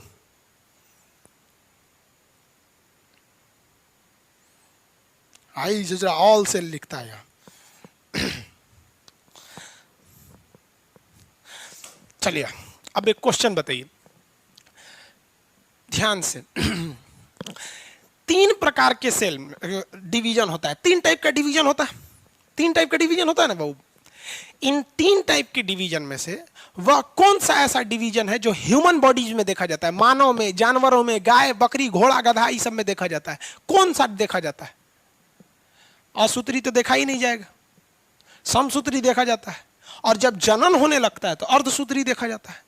इसका मतलब हमारी शरीर में सबसे ज्यादा अगर कोई विभाजन होता है तो समसूत्री विभाजन। बाल कटवाते हैं फिर निकल जाता है, कहीं बकोट लिया कोई तो फिर निकल जाता है, दांत टूट गया फिर आ जाता है, नाखून काटे फिर आ गया। यानी शरीर में 98% जो विभाजन होता है वो समसूत्री विभाजन होता है, और केवल 2% विभाजन, यानी जब प्रेगनेंसी की अवस्था आती है, जब प्रजनन की अवस्था आती है, तभी अर्धसूत्री विभाजन होता है। अब योगी आदित्यनाथ में कब अर्धसूत्री विभाजन होगा?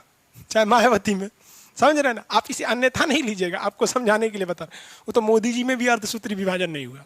अब काहे नहीं हुआ अब हमको क्या पता, अब मोदी जी से पूछिएगा। लेकिन हुआ क्या उन लोग में? नहीं, बेचारे मोदी जी का जीवन, मेरा जीवन कोरा कागज कोरा ही रह गया, माने अर्धसूत्री विभाजन से लेकर आज तक अर्धसूत्री विभाजन पे रह गए मोदी जी।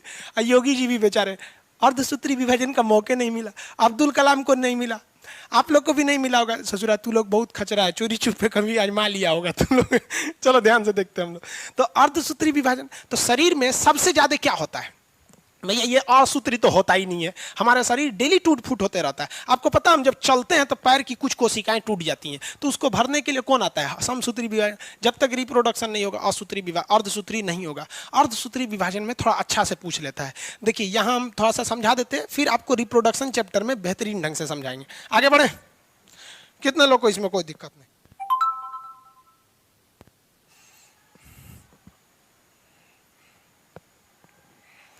हाँ हाँ, वेरी गुड वेरी गुड। एक तो बायोलॉजी का स्टूडेंट है, कह रहा 44 क्रोमोजोम में माइटोसिस और 2 क्रोमोजोम में मियोसिस। वाह वाह, बायोलॉजी वाले विद्यार्थी अभी समझाते हैं। आप खाली अकेले होशियार बनेंगे? हाँ भाई, सब लोग एक जैसे होशियार रहेंगे। आगे देखते हैं।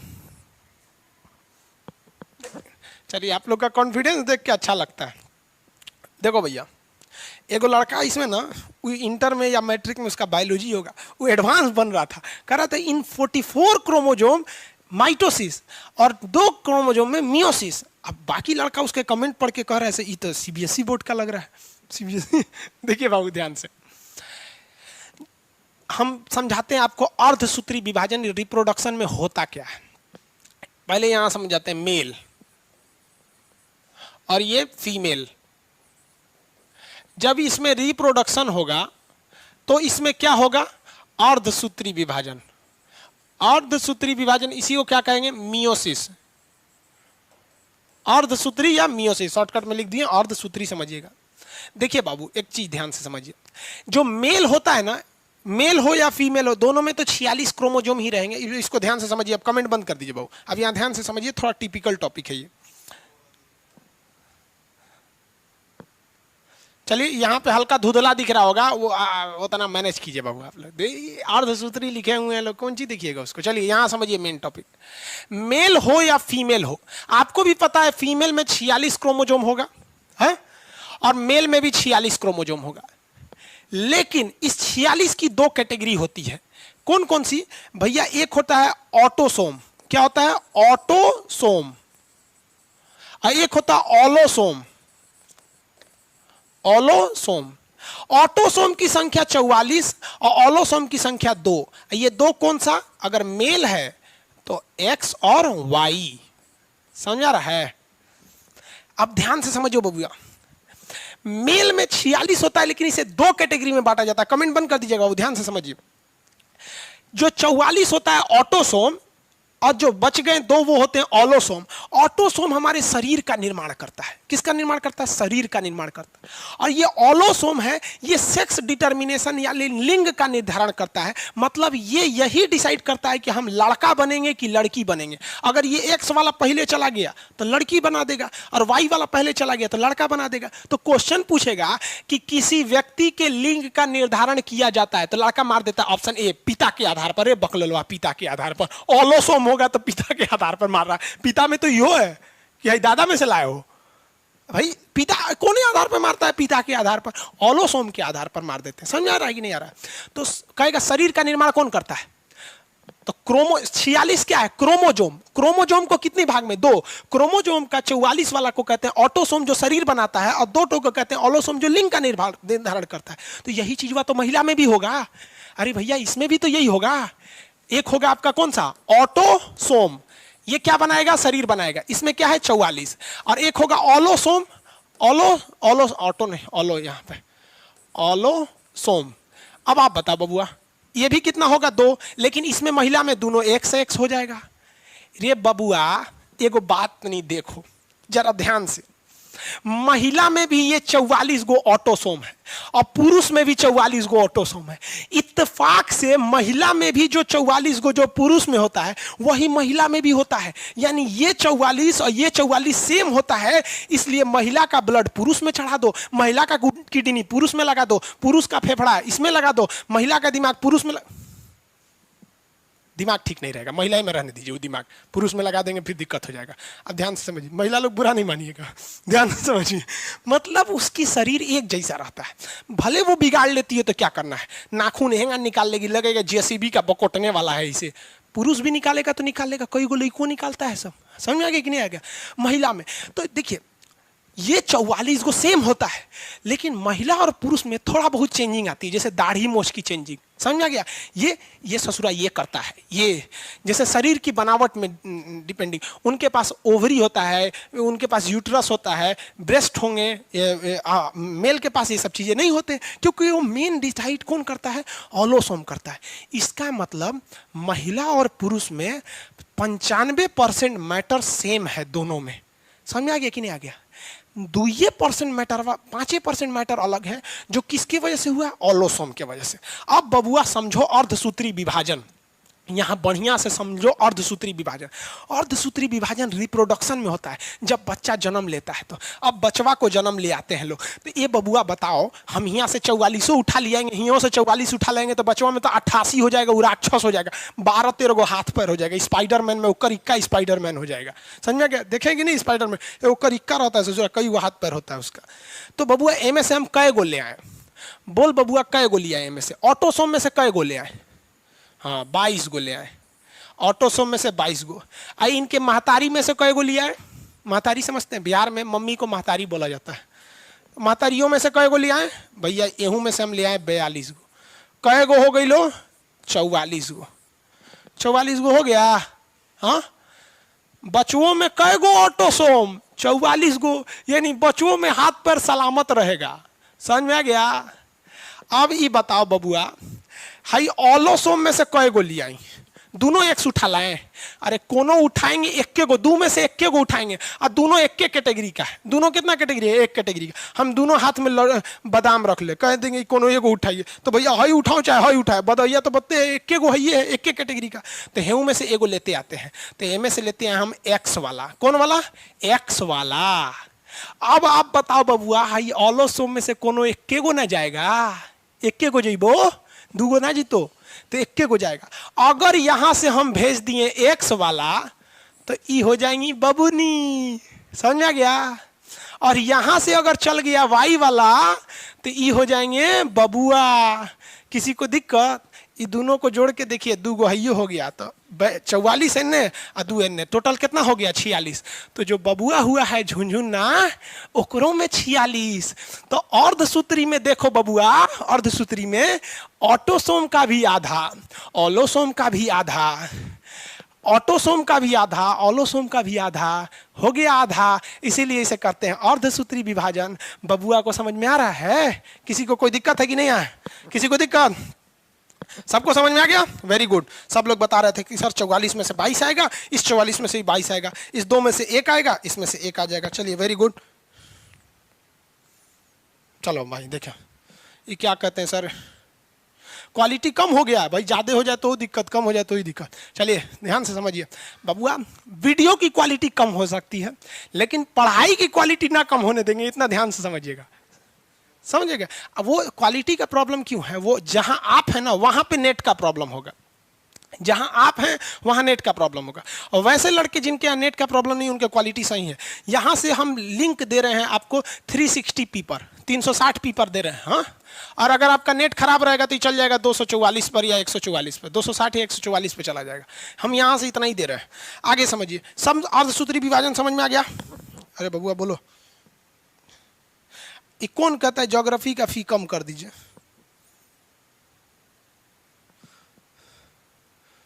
आगे आइए, आप विकलांग हो जाइए, हम फ्री में पढ़ा देंगे। विकलांग लोग का फ्री रहता है। अब इसमें आगे देखिए ध्यान से, मजा आ गया? हाँ बाबू, पढ़ाई में मजा आता ही है। आप पढ़ाई करेंगे ना तो आप सबको छोड़ देंगे, उन्हों को छोड़ देंगे। चलिए आगे, अभी इसमें बहुत चीज बाकी है समझाना। चलिए देखिए, अरे यूपीएससी चाहे तो बीपीएससी में जाओ भाई, कहीं भी जाओगे यही पूछेगा। ऐसा थोड़े पूछेगा कि यूपीएससी में जाओगे तो यहाँ 16 हो जाएगा, इसे यूपीएससी में ऐसे हो जाएगा क्या, इतने रहेगा?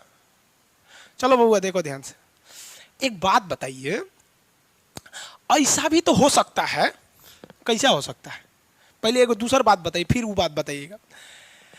अगर हमारे आप में जिसमें भी कितने ऑटोसोम है, 44 जो हमारे शरीर का निर्माण किए हैं, और हमारे आप में लड़की महिला जो भी हैं कितने ऑलोसोम है, 2। अगर किसी व्यक्ति के ऑटोसोम में दिक्कत आएगा तो उसके शरीर के बनावट में कोई ना कोई दिक्कत आ जाएगी। आ जाएगी कि नहीं आ जाएगी? अब आप में से कितने लोग हैं जिनके छांगुर हैं, किसी का 2 आंख है, कोनो का पोंछ है, ये सब है, तो समझ जाइएगा वो बबुआ के ऑटोसोम में दिक्कत है, क्योंकि उसका शरीर टेढ़ टाढ़ हो गया है। समझ में आ गया कि नहीं आ गया? शंकर जी की 3 आंखें थी, हनुमान जी के पोंछ थे, तो ये लोग मानव थोड़े थे, लोग ये लोग भगवान थे लोग यहाँ पे। समझ रहे हैं ना? कि आप इसे अन्यथा नहीं लीजिएगा। कुछ कम पढ़े लिखे लोग होते हैं ना, वो किसी चीज को एकदम पकड़ लेते हैं कि खान सर आप शंकर जी को क्यों बोले? अरे भाई, शंकर जी जैसे आपके लिए आदरणीय है, हमारे लिए भी आदरणीय है। एक्चुअली क्या है कि आप लोग देखे हैं, हम अगर वही एग्जाम्पल ले लेते हैं तो आपको थोड़ा बेहतरीन ढंग से समझ में आ जाता है, अन्यथा हमको ये सब चीजें बोलने से कोई मतलब नहीं बनता है। लेकिन क्या कीजिएगा, किसी का सोच इतना नीचे होता है कि आप मतलब वो हमेशा गलत चीज समझेगा। आप समझ रहे हैं कि नहीं आ रहा है? आखिर हनुमान जी की भी था, हनुमान जी मानव श्रेणी में थे ना, तो वानरी सेना के थे, पूरा उन्हीं के अंडर में था। तो इसको आप अन्यथा नहीं लीजिएगा। रिलीजियस कमेंट हम नहीं करते हैं, वो इसीलिए बोलते हैं ताकि आपको अच्छे से समझ में आ जाए। इसका मतलब जिसके जिसके ऑटोसोम में दिक्कत है उसका शरीर थोड़ा दूसरे डिजाइन का होगा। होगा कि नहीं होगा? आप में से किसी का दिक्कत है तो बोलिए कमेंट करके। डबल बच्चा कैसे हो जाता है? रे भाई वाह, रिप्रोडक्शन में समझियो ना रे भाई। देखो यही एक होता है आप लोग में, जैसे लड़का समझने लगता है ना, वो खतरनाक खतरनाक क्वेश्चन पूछने लगता है। इसका मतलब आज अच्छे से समझ रहे हैं आप। चलो देखो भाई, यहाँ समझिए, इसमें दिक्कत, अगर मान लीजिए इसमें दिक्कत तो शरीर में दिक्कत, और अगर ससुरा ऑलोसोम में दिक्कत हो गया तो वो हो जाएगा हिजड़ा। क्या हो जाएगा? हिजड़ा हो जाएगा। तो आप में से कमेंट करके बताइए ऐसे कितने लोग हैं जिनके ऑलोसोम में दिक्कत है? कमेंट करके देखो, इसको स्पेशली कमेंट देखना चाहिए इसका। कौन है सर? कोई ऑप्शन बताइए। नो सर, कोई दिक्कत नहीं है। चलिए कोई नो सर। अरे भाई कोई तो यस बोलो। देखिए लेस्बियन, गे, एलजीबीटीआई, ये सब का एक यूट्यूब पर वीडियो बनाया, आप देख सकते हैं उसको। हालांकि इसमें भी पढ़ा देंगे जब रिप्रोडक्शन पढ़ाएंगे तब। आप में से बहुत लोग को लग रहा है कि हम रिप्रोडक्शन चैप्टर पढ़ा रहे हैं। भैया ये कोशिका चैप्टर है। समझ में? अभी रिप्रोडक्शन कहाँ से शुरू हो जाएगा? टाइम ज्यादा तो नहीं हो गया? हाँ अच्छा चलिए, किसी को दिक्कत नहीं है, समझिए। बाबू लोग, आप लोग को कितनी बार समझाए 3 बच्चे कैसे हो जाते हैं? ये सब रिप्रोडक्शन का चैप्टर है, कोशिका का मत समझिए। अब आपको बायोलॉजी समझ में आ रहा है तो इसका मतलब कौन चीज हमको कहां से कहां उठा के लेके चल जाएंगे। देखिए अब एक चीज ध्यान से समझिए, जब कभी भी रिप्रोडक्शन होता है, एक क्वेश्चन अजीब पूछा था, लड़का हिल गया था। कैसे कि असूत्री विभाजन, यहां देखिए, असूत्री में 1 2 ठो में बढ़ जाता है, एक कोशिका 2 में बढ़ जाती है। समसूत्री में भी 1 कोशिका 2 में बढ़ जाती है, तभी ना भरपाई करेंगे। मान लीजिए एक कोशिका टूटा, एक कोशिका मान लीजिए यहाँ टूट गया, उसकी भरपाई करना है तो हयो टूट के 1 में बन जाएगा। भैया यो अपन जगह खाली कर देगा, ऐसा नहीं ना होता है कि भैया अगर मान लीजिए यहाँ का टूटा तो इसकी भरपाई करने के लिए समसूत्री विभाजन से हमें भी 2 भाग में टूटना पड़ेगा, ताकि टूट कर एगो उसका जगह। तो समसूत्री विभाजन में भी 2 गो टूटता है, अर्धसूत्री में भी असूत्री में भी 2 गो टूटता है। यानी इन दोनों में एक समानता है कि ये 1 से 2 बन जाते हैं। लेकिन क्वेश्चन अजबे पूछा था ससुरा, दिमाग हिल गया था लड़कों का। कहा था कि अर्धसूत्री विभाजन में कोशिका कितनी भाग में टूटती है? तो लड़का मार दिया आधा। अरे भैया आधा ना रे, 4 भाग में। तो कहेंगे कि मास्टर साहब सनक गइलो, ये एकदम सनक गइलो खान साहब।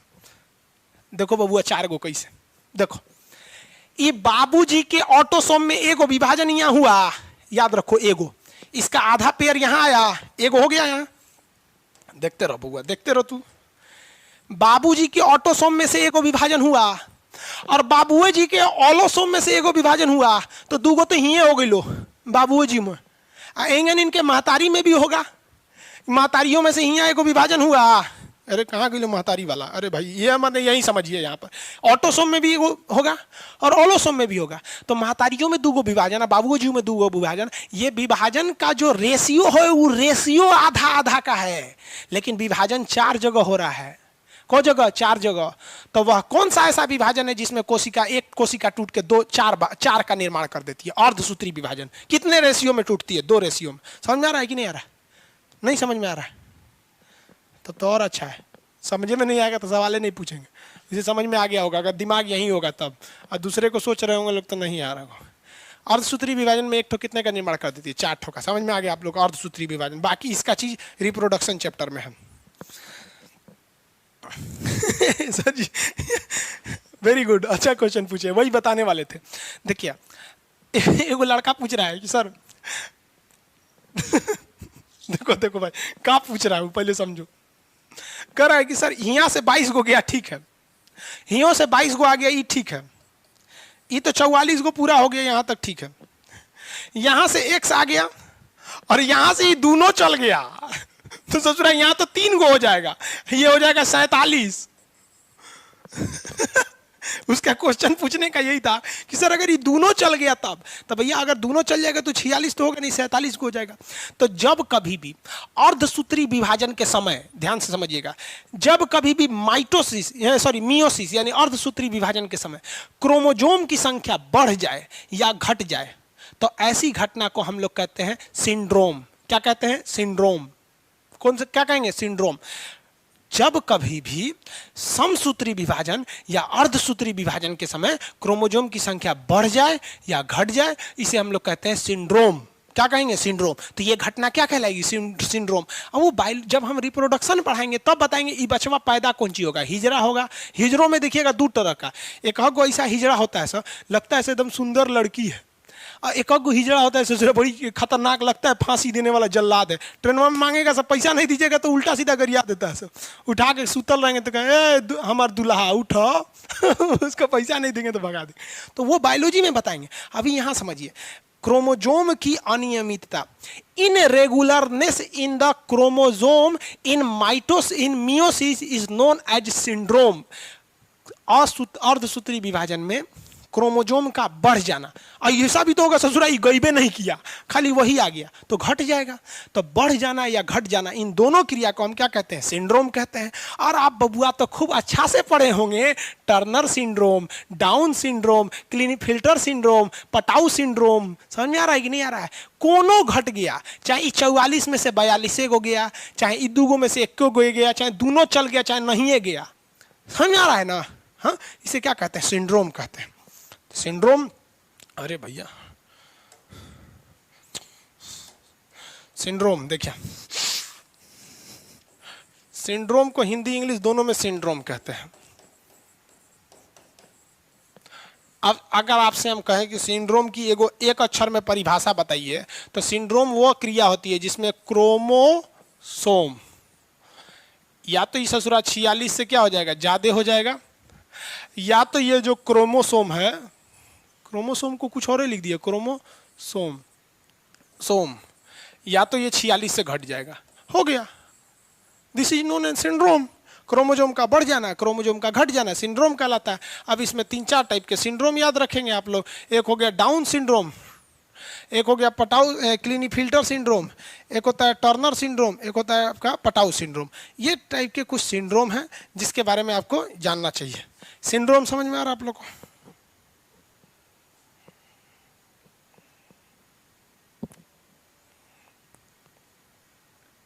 आगे बढ़े, सिंड्रोम समझ में आ रहा है? चलिए इसको फटाफट देख लीजिए आप लोग, फिर सिंड्रोम के बारे में बताते हैं। यहां तक में किसी को कोई प्रॉब्लम नहीं होना चाहिए, किसी को कोई प्रॉब्लम नहीं है यहां तक में?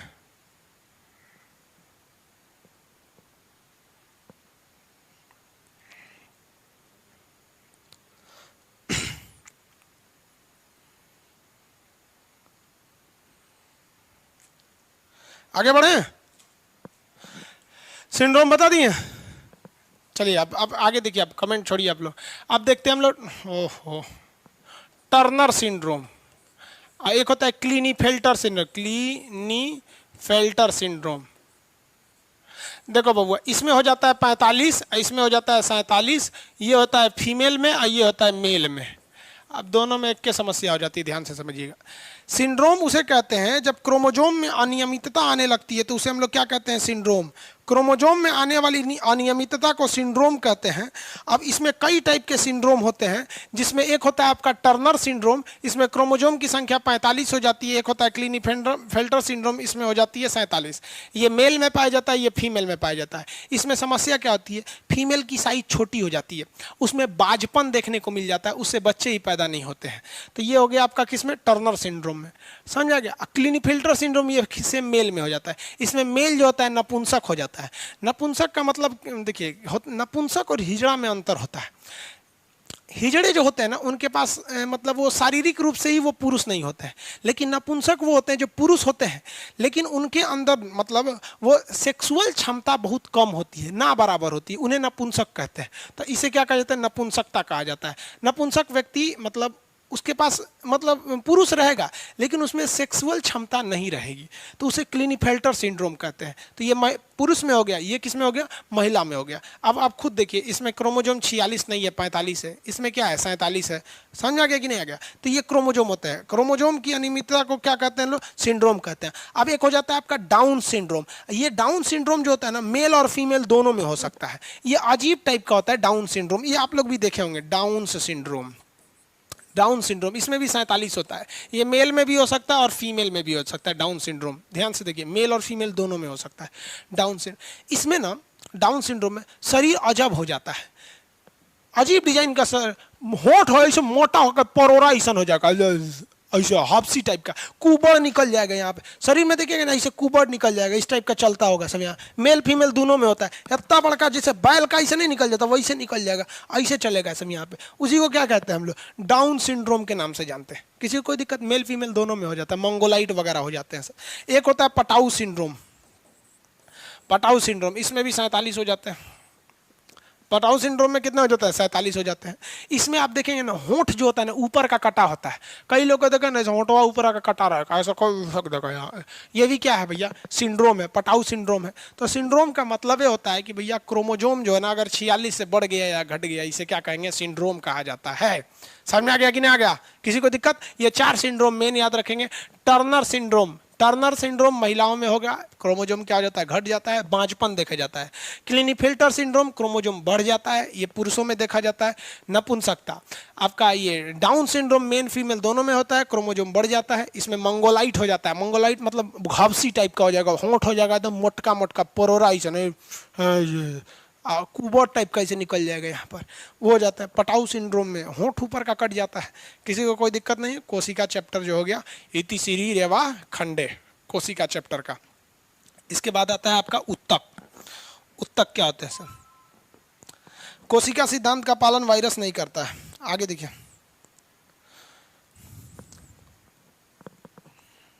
फिजिक्स का क्लास, हाँ बाबू फिजिक्स का भी क्लास लेना आप लोग को। देखिए हम ध्यान से, आप नोटिस सुनते हैं लोग। कितना टाइम है बैच में, 10 मिनट टाइम है, रिवाइज करा देते हैं और उसके बाद से आपको कुछ बता देते हैं। एक सेकंड,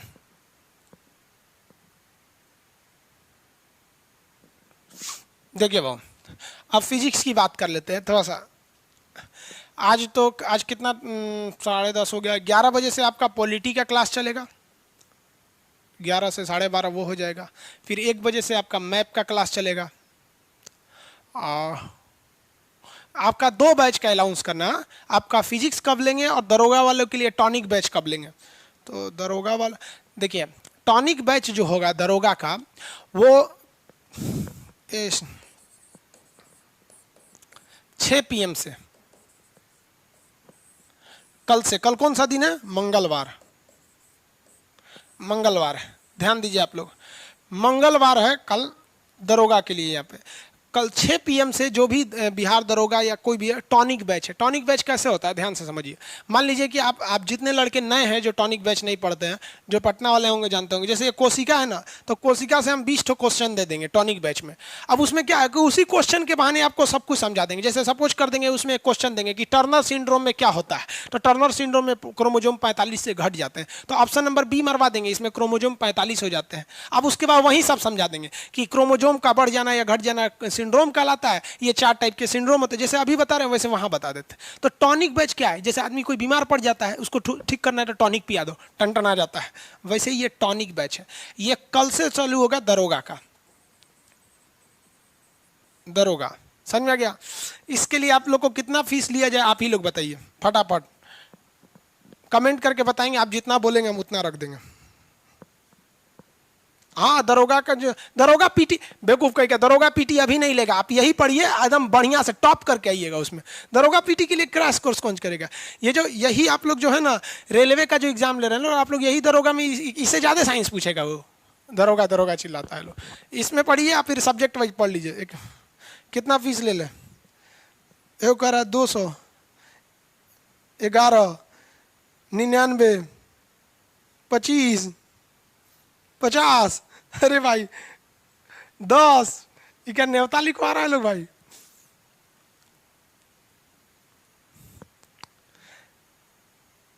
चलिए, इसमें से बहुत लड़का लोग का कमेंट, कई को इसमें अमीरों है सब, कह रहा है 5,000 ले लीजिए। वाह रे भाई वाह, 5,000। नहीं भाई, सबको ध्यान में रख के पढ़ाना है। देखिए आप लोग जो इनरोल हुए हैं, मतलब आप लोग हमारे ऊपर एक विश्वास किए कि चलो भाई सर ने बताया, बहुत से चीज़ों को आप कॉम्प्रोमाइज़ भी करके अभी तक चल रहे हैं। जैसे आप भी देख रहे हैं कि आप लोग का कॉल उतना नहीं रिसीव हो पा रहा है क्योंकि अभी स्टाफ सबकी कमी ही है, तो आप बहुत कॉम्प्रोमाइज़ करके चलते हो आप लोग, ठीक है। तो एक काम करते हैं कि हम इसको आप ही लोग को ये अलाउंस कर रहे हैं और किसी को अलाउंस भी नहीं कर रहे हैं, ये हम आपको ये फीस रख देते हैं। कितना रख दें?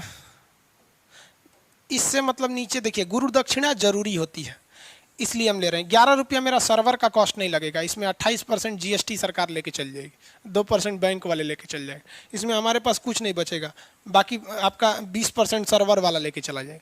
लेकिन एक होता है ना कि गुरु दक्षिणा जरूरी रहता है, तो एक गुरु दक्षिणा के रूप में आपसे 11 रुपया ले रहे हैं, इससे कम में पॉसिबल ही नहीं है। आप भी समझते हैं, बेवकूफ़ तो है नहीं आप। ऑनलाइन कोई भी चीज़ लेंगे आपको सरकार टैक्स काटे के पैसा देती है। आप लोग देखते होंगे आपका पेमेंट कभी कभी फंस जाता है, आप आज पेमेंट दीजिएगा कल मेरे पास पहुंचता है, वो सरकार के पास रहता है, उसने जीएसटी काटती है। तो ये सारा सोच साच के आपको यहाँ दे दिया गया। हमको इसमें से मोटा मोटी बचेगा आपका मतलब 4 रुपया गुरु दक्षिणा के रूप में। तो आप लोग के लिए 11 रुपये का ये बैच है। अब इसका एडमिशन कब चालू होगा, कब चालू कर दे? आज शाम को चालू कर देंगे 5 बजे, 5 PM पर आज से चालू हो जाएगा, लेकिन आज से नहीं, मतलब 3 बजे के बाद चालू होगा, 3 PM से, ठीक है। आज से ये 3 PM से 11 रुपये में हो जाएगा। कल 6 PM से इसका क्लास चलेगा। इसका क्लास लंबा चलता है, बहुत 4-5 घंटा चलता है इसका क्लास, ठीक है। इसमें मेन क्वेश्चन को आपको समझा दिया जाता है, इससे कम फी में पॉसिबल भी नहीं है। समझ में आ गया? खुश हैं आप लोग? Thank you. चलिए भाई सब लोग इकोनॉमिक्स का भी क्लास ले लेंगे। हाँ बाबू ले लेंगे, 10 तारीख के बाद, 10 अक्टूबर के बाद इकोनॉमिक्स और हिस्ट्री का भी क्लास आ जाएगा। चलिए बाबू 11 रुपये बहुत है। चलिए, बिहार का लड़का है सभी, सब 11 कहिएगा तो कहेगा सर 1 रुपया ले लीजिए। इससे बहुत बदमाश होता है।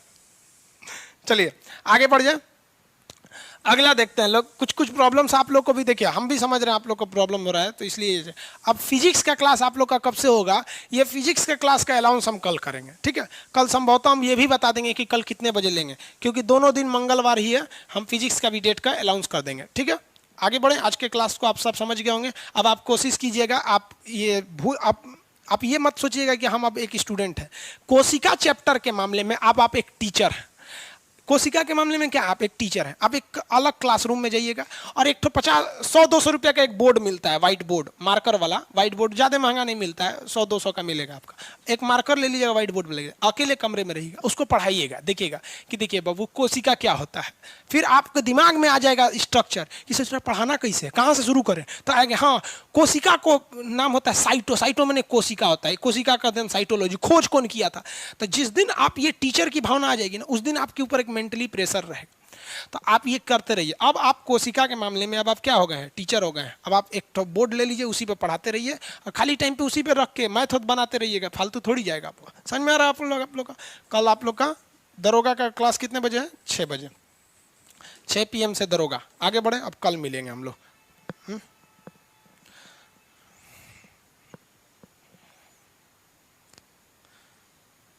अब कल क्लास करते हैं, आज के लिए इतना ही रहने देते हैं, ठीक है। नेक्स्ट क्लास में मिलेंगे।